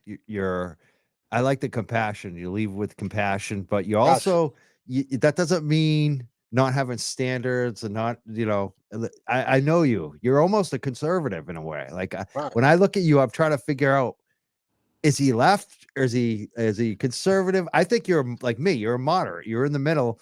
You have compassion for people. You know the system's effed up, but you also know we need self-discipline too. We need to get our shit together. You always can't make an excuse, right? I have a song called Home, right? Home is where the heart is. Everywhere, every day I'm in the zone. No matter where I roam, I'm feeling right at home. I rep my city everywhere that I go. But the song Home, if you go on Spotify, anybody that's listening, or you could check the video out, JFK Home, it's everywhere. At the end of the day, it's really what we're talking about. The underline, and sometimes the sub message is more important than the message. Obviously, home is where the heart is, right? But the sub message is self-sabotage, because sometimes what happens is we go back home, right? And we feel like, oh, I'm from here, so I have to act a certain way. Oh, this kid's in a group chat talking trash about where I'm from, I gotta react. Where you grew up is never gonna change. But just because you grew up somewhere doesn't mean you're home. Home is where your heart is. Home is where your family's at. Home is where you feel good. So like I said, I'm at a space where I'm at right now where I'm happy who I am, happy who I'm around, and I'm content. And where I grew up is never going to change. So, but you can't get caught up in that self-sabotage when someone tries to call you on that. Like, oh, you think you're better now. Yeah. You know, you think you're this, you think you're that. And it's like, bro, if I got caught up in that, I would just self-sabotage, because now I'm going backwards, and now I'm stunning my growth. You got to protect your growth at all cost. You know what I mean? Yeah, I do. 100%. Anytime I have any creative blocks or creative issues, I'm just going to bring you up on a live, Randy. I'm calling him Randy on Facebook. He's also Randy Reamer, but JFK Show Off on all the social media. That's too. my name. My name's Randy. It's all good. Randy, all JFK, good. Just for Kids. Make sure you're following on YouTube. I guess we're up. You got your over 1,000 subs tonight. I appreciate that, everybody. Appreciate that. Yeah. It means a lot. And, you know, I'll be doing some lives too, man, chopping it up about certain issues and trying to push my message with the system. And I got a lot of guys in my corner. Mike, I'll throw him up there, and, you know, just try to mix personalities with personalities and do some lives like this and try to, you know, throw some things out there and see what we can find and just build. That's what it's all about, you know, building and trying to figure this thing out, you know, because life is short, you know what I mean? And, you know, we're just all men at the end of the day, just trying to figure, and women too. We're just trying to figure this thing out, you know? If you know, if someone's watching out there that's into music or hip hop or writing or being creative, doing a podcast, what would your advice to them be? They're working a job they hate. They don't know what they want to do, how to even start. How do you get like use your talents with your passions? How do you follow that when you have nothing like that, you know, but you know, you think you might have some kind of skill, but you don't know how to use it? That's great. That's a great question. You know, rule number one is to live in reality. You got to be in reality at all times. You know, you don't want to be a guy who has 4 kids and say, hey, I'm following my dream. Because if you do that, right, and you got 4 kids and you ain't taking care of them, now you're putting all your problems on your kids. So you got to be in reality at all times. It all depends on your situation. If you're a younger cat and you got nothing to lose and you're like 19 to 25, a young adult, man, go for it. Who cares? Who cares? Live in a van. You know what I mean? Like, break your comfort zone at all costs. Do whatever you got to do. You know what I mean? That's what I would say to a young kid, a kid who can sleep in a van and get up and his bones don't crack. Do your thing. You know what I mean? But if you got other things going on, you have kids, you have a girl, you have a, you know, a job, like you said, and you got other, you know, priorities, live in reality and try to navigate through that. And it's going to take some time, but always remember one thing, right? Is that you can't be bitter, man, about it. You can't try to put your struggles on other people's shoulders and can't be mad and upset. You got to figure out ways to get your endorphins up, ways to change your attitude. That's what it's all about, how you approach it. You can't be burning bridges. Rule number 1 in this game is like what me and Mike are doing right now. You got to learn how to work and play with others. If you can't do that, you'll never make it. So just keep your ego in check, because that ego, like I said, will make decisions for you. But get it. Yeah, like checks you can't cash, right? Facts. Yeah. Definitely. You got to go for it, right? Yeah. People are still subbing. I love it. I love it too. What's the last one the person said on that chat right there? JFK what? They said past 1,000 subs. Nice. I appreciate it. But I think you're up over that. I think you've been up over that for a while now. I'm gonna check it right now. Let's take a JFK show off. Of course, I'm typing wrong. People get upset at me when I type on my show and I kind of space out to look at things. We're just humans, right? Hey, I'm not like the most technical. It's hard. It is hard. What you're doing right now, putting together a show, like back to what I just said, working and playing with others. Look at the personalities you're dealing with. You're talking to JFK, then you're talking to this lawyer you talk to every night, who's like that guy's seen some shit. You know what I mean? Oh my God, yeah. He's a very intelligent dude, and you gotta get on his level now. You know what I mean? So it's like, what you're doing is tough, man. Believe that. And, you know, so it goes to show your personality. People know you're the real deal. And you worked on that. And people can't take that away. Believe me, because you just can't go into this talking whatever you want to talk to, like a guy. What's that lawyer's name? I'm sorry, I don't know his name. That's attorney Betterow, Mark Betterow. Betterow. Yeah. I love that dude. I great. go on here and I listen to him all the time. That's who I want to hear from the most. I want to hear it from the lawyer. You know what I mean? And he kills it every time. He does. And I'm happy that he's, you know, is getting the recognition. And but still, you can't just talk to that dude any other way, because he'll break you down. You know what I mean? He'll say, nah, you're saying this. It's, you know what I mean? He's on another level with this shit. He is. He is. So, but you got to be on that level, and you do that. And it's the same thing with the music. You know how many times I've been in front of Joey Badass? He got an Oscar. You know what I mean? Nas sold 1 million records. I've been around Mark Wahlberg, who's got 500 million in the Bentley. What's he like? What's Mark Wahlberg like? What do you think about him? Marky's a good dude, man. You know what I mean? He's a real good guy. You know, he broke bread with me. He, you know, showed me. I knew Mark since 1998. I actually did a song with Mark when he was Marky Mark still. And, yeah, man, Mark takes care of his boys, you know, and he's, you know, I've been to his house, like I said, many times, driving around with him. He's just a regular cat, you know, but he's all business. And once you get to that level where you have this reputation of family and you got that type of money, you can't deal with the bull crap. You know what I mean? So he's just moving, man. He just moves real fast. And you know, some people get mad at him, like some of his friends, because they feel like he's not looking out. But 6 months to Mark is like 6 minutes. You know what I mean? So it's like when he says, hey, I'll talk to you in 2 weeks, that could be 3 months. 3 years, yeah. 3 years. It's just the way he's moving. So you can't get mad at him. He's doing too much. I mean, I have the same issue on the show. So many people hit me up. They want to come on. I'll be like, I want to get you on. Maybe next week or the next month. And it'll be like 3 months later, I'll get them on. Because it's hard. It's like, people don't realize. And I'm on a very, you know, low level. So I can't imagine what it's like to be Mark Wahlberg, which is 5,000 times more. Exactly. You know what I mean? Because you're getting so many people hitting you up. I used to put my email out to get tips from people. I can't do that anymore because it's just I can't keep up Right. with it. It's just too many messages. Right.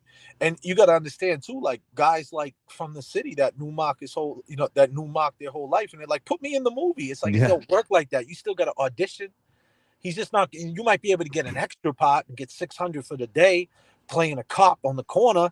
But you talking about getting in the movie talking, you're going to memorize the script. You're going to really know how to do that. Like, let's be realistic. And you're going to be there for 17 hours doing it 90 times. Like, these people are just in la land. And they don't know. They just don't know. And that's why you got to have the shoe on the other foot mentality at all times. Whether it's you're looking at someone like a Maki, or you're looking at the guy on the corner begging for 50 cents. You got to say, hey, let me put the shoe on the other foot and have that compassion. And that's what always keeps you straight, You brought up Mr. DL earlier. I remember he had like an open call for some actors.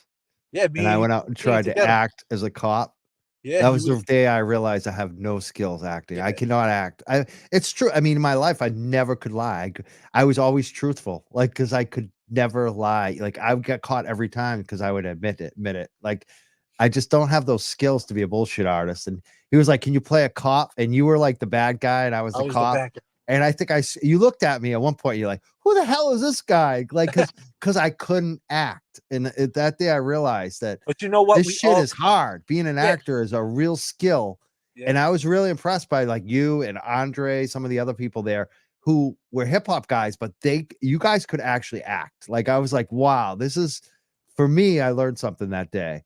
Yeah, we all tried it, you know what I mean? And that was a good experience. That's how we met, and that was a beautiful thing. But sometimes, that's the thing. Sometimes you gotta put yourself out there to learn, you know what I mean? And it doesn't matter. Like, even that whole movie, DL put that whole thing together. That wasn't a Martin Scorsese movie, you know what I mean? But still, he has it on his resume, and he realizes, like, to this day, he hasn't put no other movie out, because my point is, he realizes how hard it is, and I'm sure his next move will even be a better move, because he realizes to put this thing together, you got to be realistic. Like, it's like doing a music video. People say, hey, we should get helicopters and airplanes and cops and this and that. It's like, buddy, we're lucky that we got this dude showing up right now. Like, you know what I mean? Like, we got to work with. You gotta be realistic, man. Realistic. I love that because I feel like the audience sometimes doesn't get it either. They make suggestions to me and like, you should get this person. I'm like, you think they would actually, like, you think I should waste my time on that kind of fantasy? Like, no. Like, I'm doing reality. Like, what can we actually do here? Yeah. And that's dope that you're putting entities with entities, and putting personalities with personalities, and you're speaking the real, and people are chiming in, and people are in the chat box right now, and they love it. And everybody that's in the chat right now that's showing support, that support Young Jerks, you guys are awesome. Keep going with it. Keep supporting them. Even after this Karen Reed thing, just keep supporting him, because he's going to keep hitting you with the content. You know what I mean? And, just, stick by him. Support the real, because he's here for y'all. He's putting in the time. And listen, it's not about the money, what Mike's doing. This is about the time he's putting in. He can't get this time back. You know what I mean? Time is everything. You know what I mean? Always keep that in, like, we drive by hospitals all the time, right? Especially in the Mass area, Massachusetts. We drive by Mass General, all the best hospitals in the world, and think about all the people that just ain't leaving that hospital. You know what I'm saying? They're just never going to get out of there. So, like, always remember, time is everything. So by Mike doing this, giving me the time, giving y'all the time, it's a beautiful thing. You got to respect it. I love it. It's funny that you mentioned money, because money has come into play on this show recently, which is, I never had expectations to make any money on this shit. Like, I've done it for years for, like, lost money, actually. And it wasn't a lot, but, you pay you $50 a month for StreamYard and the equipment and shit. And, but it's weird to see money coming into play now, which I love. I mean, I'm not saying who doesn't want to be rewarded to do what you like to do, right? Of course. But that's the fine line again. It's like opportunists and opportunity. So, like, an opportunity, You take the opportunity, you live with the result. It's not guaranteed. An opportunist is waiting, is always trying to figure out. He's like a coyote. You know what I mean? He comes in, he acts like he's your friend, and then he lures you out to the woods and he takes you out. So it's like there's a fine line between an opportunity and opportunist, a fine line between motion and chasing. So motion is like closing the deals. Motion is like really getting things going. Chasing is just chasing yourself around in the circle, but you still moving. So it's real hard to figure it all out. A lot of people are doing that moving, but they're not getting Yeah, any. they're not doing nothing. So now, What do you say to them? Because that happens a lot. I mean, even in my life, it's hard. You're like, at least I'm doing something. I'm trying. So like, how do you get to back that to next living level? in reality? You got to say to yourself, what's really going on here? You know what I mean? Like what's really happening? Be real with yourself. You know what I mean? It's different cultures. It's like going to Planet Fitness. Perfect example. I'll parallel it to that. You go into Planet Fitness, but the culture in Planet Fitness is like move at your own pace. Now you could do that and learn some things, but the whole thing about working out, regardless, it's not about weight. It's about intensity. If you going in there and you're just being non-intense, you're never going to spike your testosterone, your intensity. You're never going to get gains if you ain't intense. And so the culture's different. Now you go to another gym, yeah, you might go around guys that are aesthetically better than you, and it might be intimidating and all that, but it's intensity, and then you might learn from that. So you got to be realistic and know where you stand. And the segue off the money thing with you're getting money. It's like a fine line. Hey, of course, you wasn't in it. You're not in it to make $1 million, but at the same time, you need to eat. There's a fine line. And people got to respect that. They can't say, oh, but you're getting money and clocking your pockets. Them are weak people that are clocking your pockets. Who cares what Mike's making? It doesn't matter. He's on here every night. Do you got StreamYard? Are you getting the host? Did you hit me up? How do you know JFK? How does he know terminology? How does he know static? How does he know, what's that lawyer's name again? I'm sorry. Bettero. How does he know him? Do you guys know him? How did he connect that?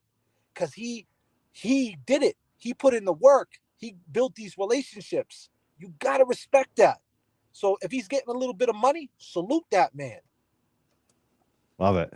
I love it, JFK. I love being around you. JFK, show off. Make sure you're following him on all the social media, especially YouTube. I love your content. I gotta say, like total. When you talked about the DYS Untold tonight, Danvers State Hospital, the basketball gym. I played basketball at that gym too. I wasn't in DYS.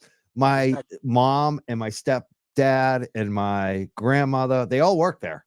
So as a child, I used to go up there, and it was like, and my brother and I would play basketball that same indoor court. You're talking about the indoor one, right? Yeah.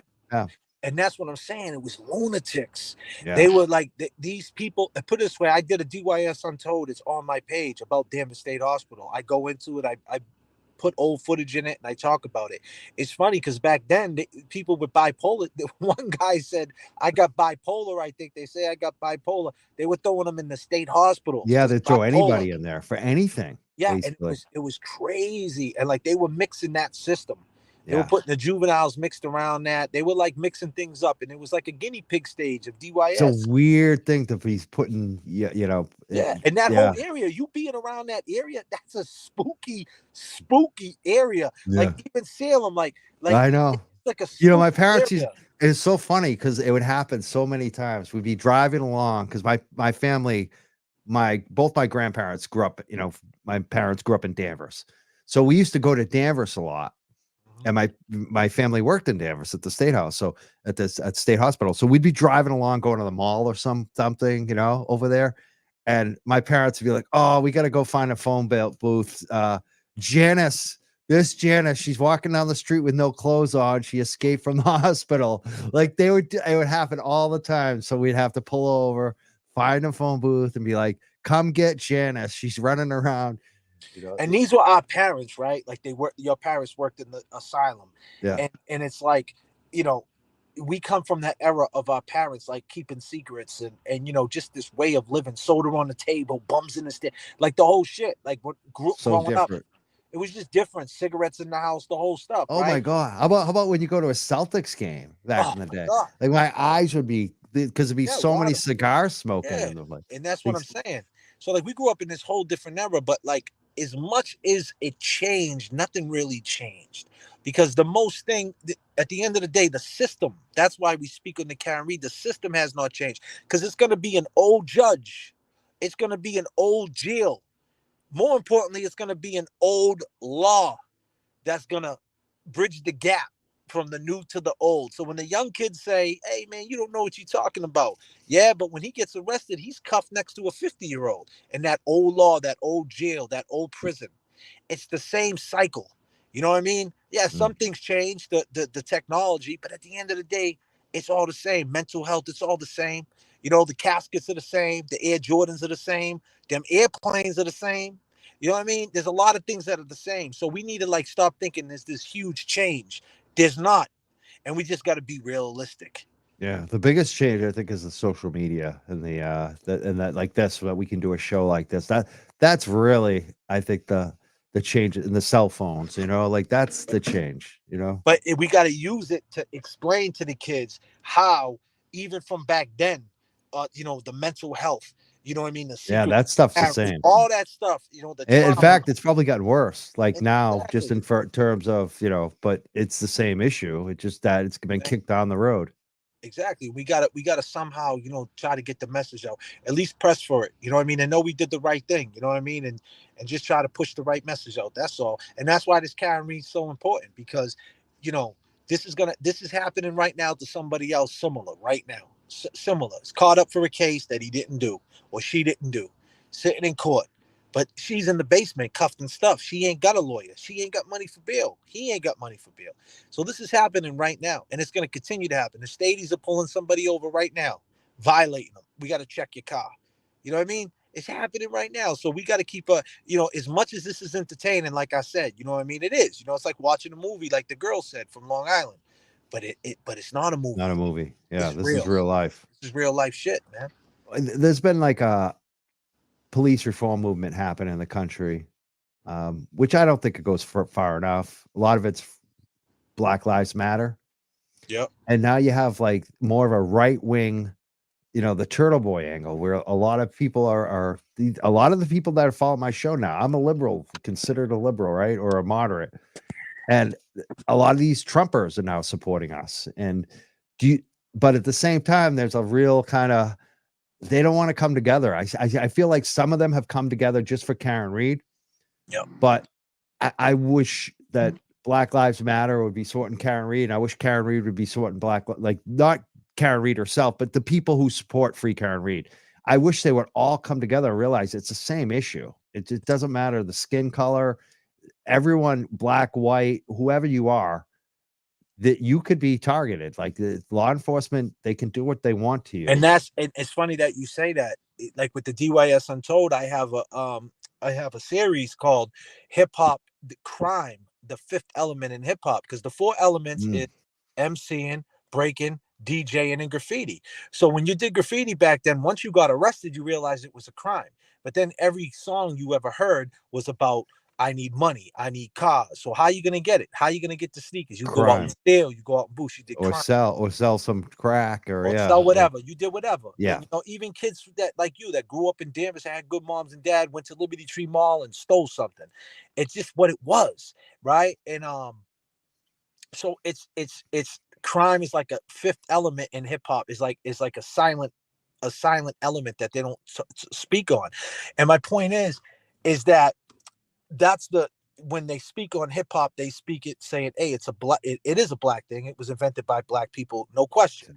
But at the end of the day, when you're involved in it on that level of crime, like you said, just doing what you got to do to get what you got to get, you're looking at it from a crime position. And like you said, it's the same thing with the Black Lives Matter, the Trump. When you're looking at it as getting violated, arrested, getting threatened, police coming to your house, it's not a black or a white thing, because once they're on you, they're on you. And you're not looking at it like black and white. You're looking at it as us versus them. And you know, and that's the thing. And that's like, even out here, I'm in the South right now. I mean, I'm gonna tell you right now, there's not white dudes out here that look like me out here. You know what I mean? With Boston hats on. I can tell you that right now. You know what I mean? But I don't look at it like, you know, a white thing or a black thing. I look at it like, you know, if shit hit the fan, it's, you know, and they ran my license plates and they wanted to figure out who I was, it would be us against them. So, I don't look at it that way. And, unfortunately, people just look at it as a color thing, black and white. But if you ever been in any trouble, or, you really, dug deep, you would understand that it's not a black and white thing. It's when they want you, like they're doing with Karen Reed, they're just going to try to come and get you. What they're doing with Turtle Boy, they don't care. They're just going to come get you. And you're going to realize quick, it ain't a black and white thing. It's a power thing, a system thing. Do you think people will keep this going after Karen Reed, or you think they'll just kind of die down, the folks that have kind of been energized on this? I think everybody's still going to stay on it. Because it's so much after this. Like, who's going to have the first interview with Karen Reed? She might come up to your show. I don't know. No, I'm just saying, like, where's she going to go? Like, everybody's going to be at her. Oprah, or whatever. You know what I mean? ABC. That's what I expect. But that's what I'm saying. Wherever she does the show at, they're gonna need the after show to speak on what she said, and they're gonna break that down. And whether she's on a radio show, a talk show, whether she wrote a book, or whether she did this segment, they're gonna need that commentary to break that down. Turtle Boy, then the movie, and then after she got found not guilty, then the jurors are gonna get exposed. Who were the jurors? You're gonna need to talk about that. So no matter what, there's plenty of content to come after this. Excellent. I just hope people follow through. Like they have, like these Canton residents have put a lot on the line to kind of reform their local town.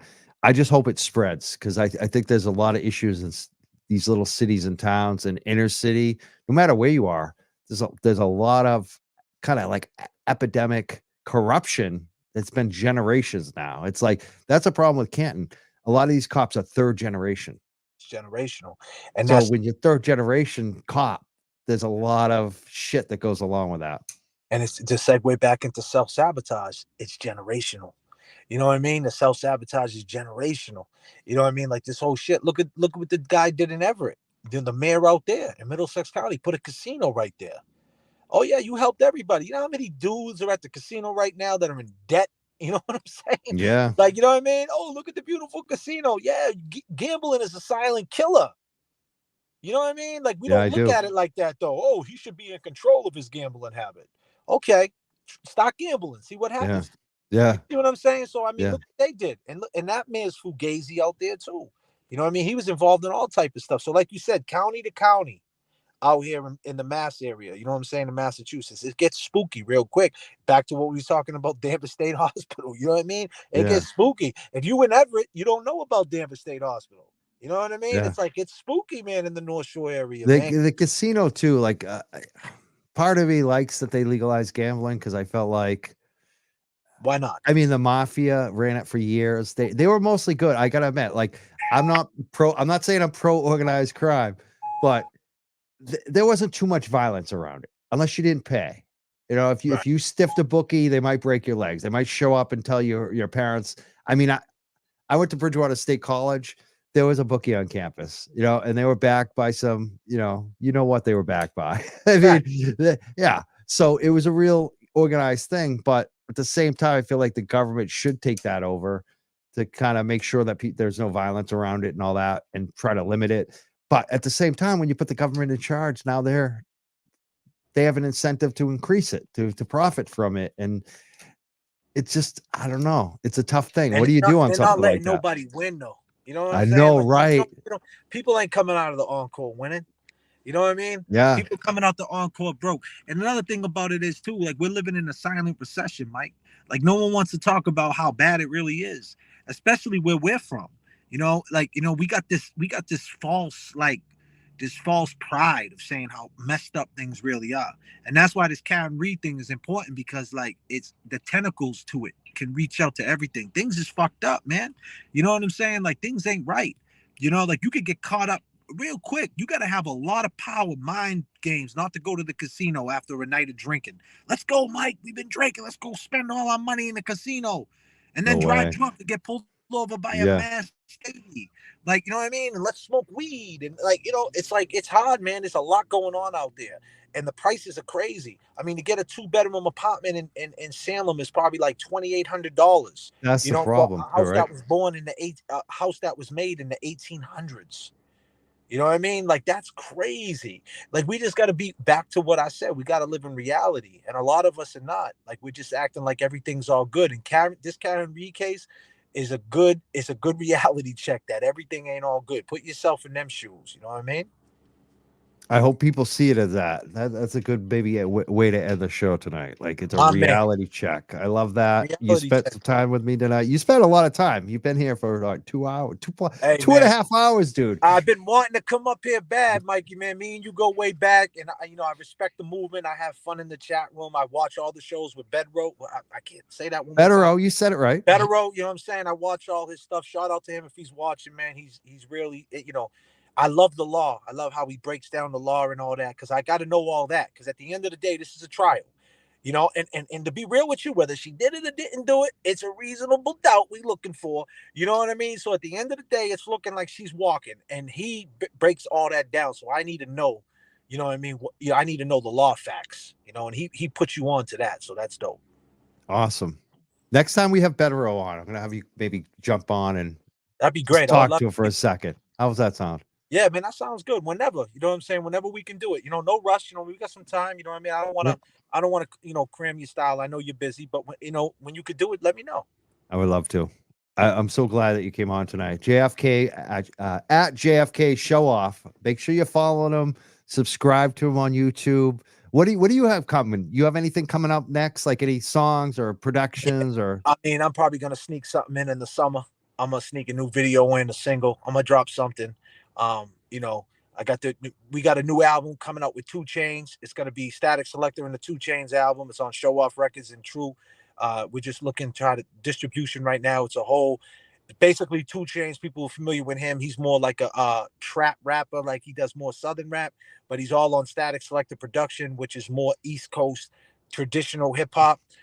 So he's got a lot of dope lyricism on it. He got Mary J. Blige on the album, Lil Wayne on the album. So that's gonna be our biggest album off Show Off Records. We're just looking for a home right now for it. So that's what we're working on right now as far as the label. As far as me, I'm probably gonna slide out to Boston the next couple of months. I got some songs stashed. Probably gonna drop a little single, man. I just gotta pick one, Awesome. I can't wait. And Terminology, what's he up to? Because I mean, he's got some huge hits too out there. Term's 50 albums in. He actually went #1 on iTunes recently with an album he did with a cat named Nasty. Shout out Nasty. Shout out my guy Jez for holding the camera for me down the garden. Shout out my man Brad, Static, the whole Show Off crew. But yeah, Term's always working. He's got a new album coming out with Tech from Smith & Wesson. So he got an album with Tech from Smith & Wesson, since it's Smith & Wesson, and Tech is one of the rappers in Smith & Wesson. And so they're going to call the album Technology. Like, you know what I mean? Together. Technology. Yeah. Yeah. That's cool. So it's going to be really dope. So it's the first time ever Smith & Wesson as a group ain't doing something. He's doing something solo with another rapper. So it's going to be a collab album, Term and Tech from Smith & Wesson. So if you're familiar with Smith & Wesson, you know what I'm talking about. So yeah, Term's always working, man. He's got the Good Dad Gang. Did really good today on Happy Father's Day. And he's got a new book out, 101 Ways to Be a Good Dad. You could check that out. Awesome. Can't wait to see that. Thank you so much for being here tonight, JFK Show Off. We're going to play your video one more time to close it out tonight. People, you like the content, you like this video. I know a lot of people did. I see other people sharing it on social media. Make sure you're following the guy who created it at JFK Show Off. That's right.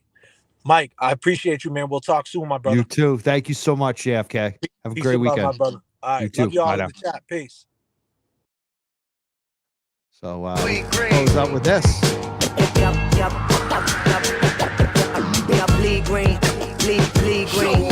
Thank you to our mods tonight too.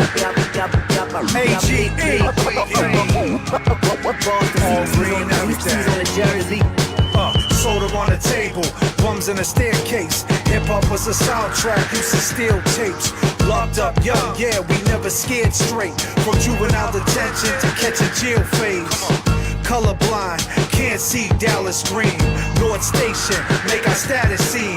Show Off crew, yeah, vital static beats. It's different here. Free Karen Reed, bring it back. 18 banner rap, patents clean like patchwork in a hat. underground, and they ain't even a fan of that. Whatever challenge brings, yo, we standing pat. Had him on the podcast, can't lose his ego. Exaggeration of self never moved the needle. Compassion is power, watch what you do to people. Don't want to better themselves, so they use the ego.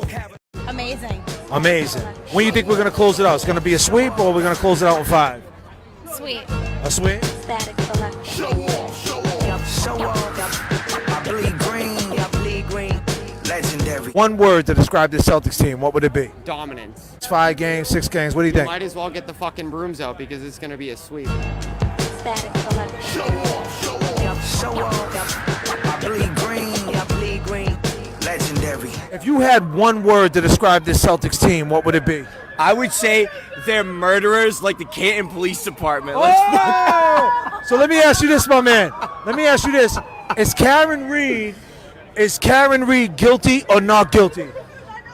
Karen Reed's fucking not guilty. It's not even a question. It's not even a question.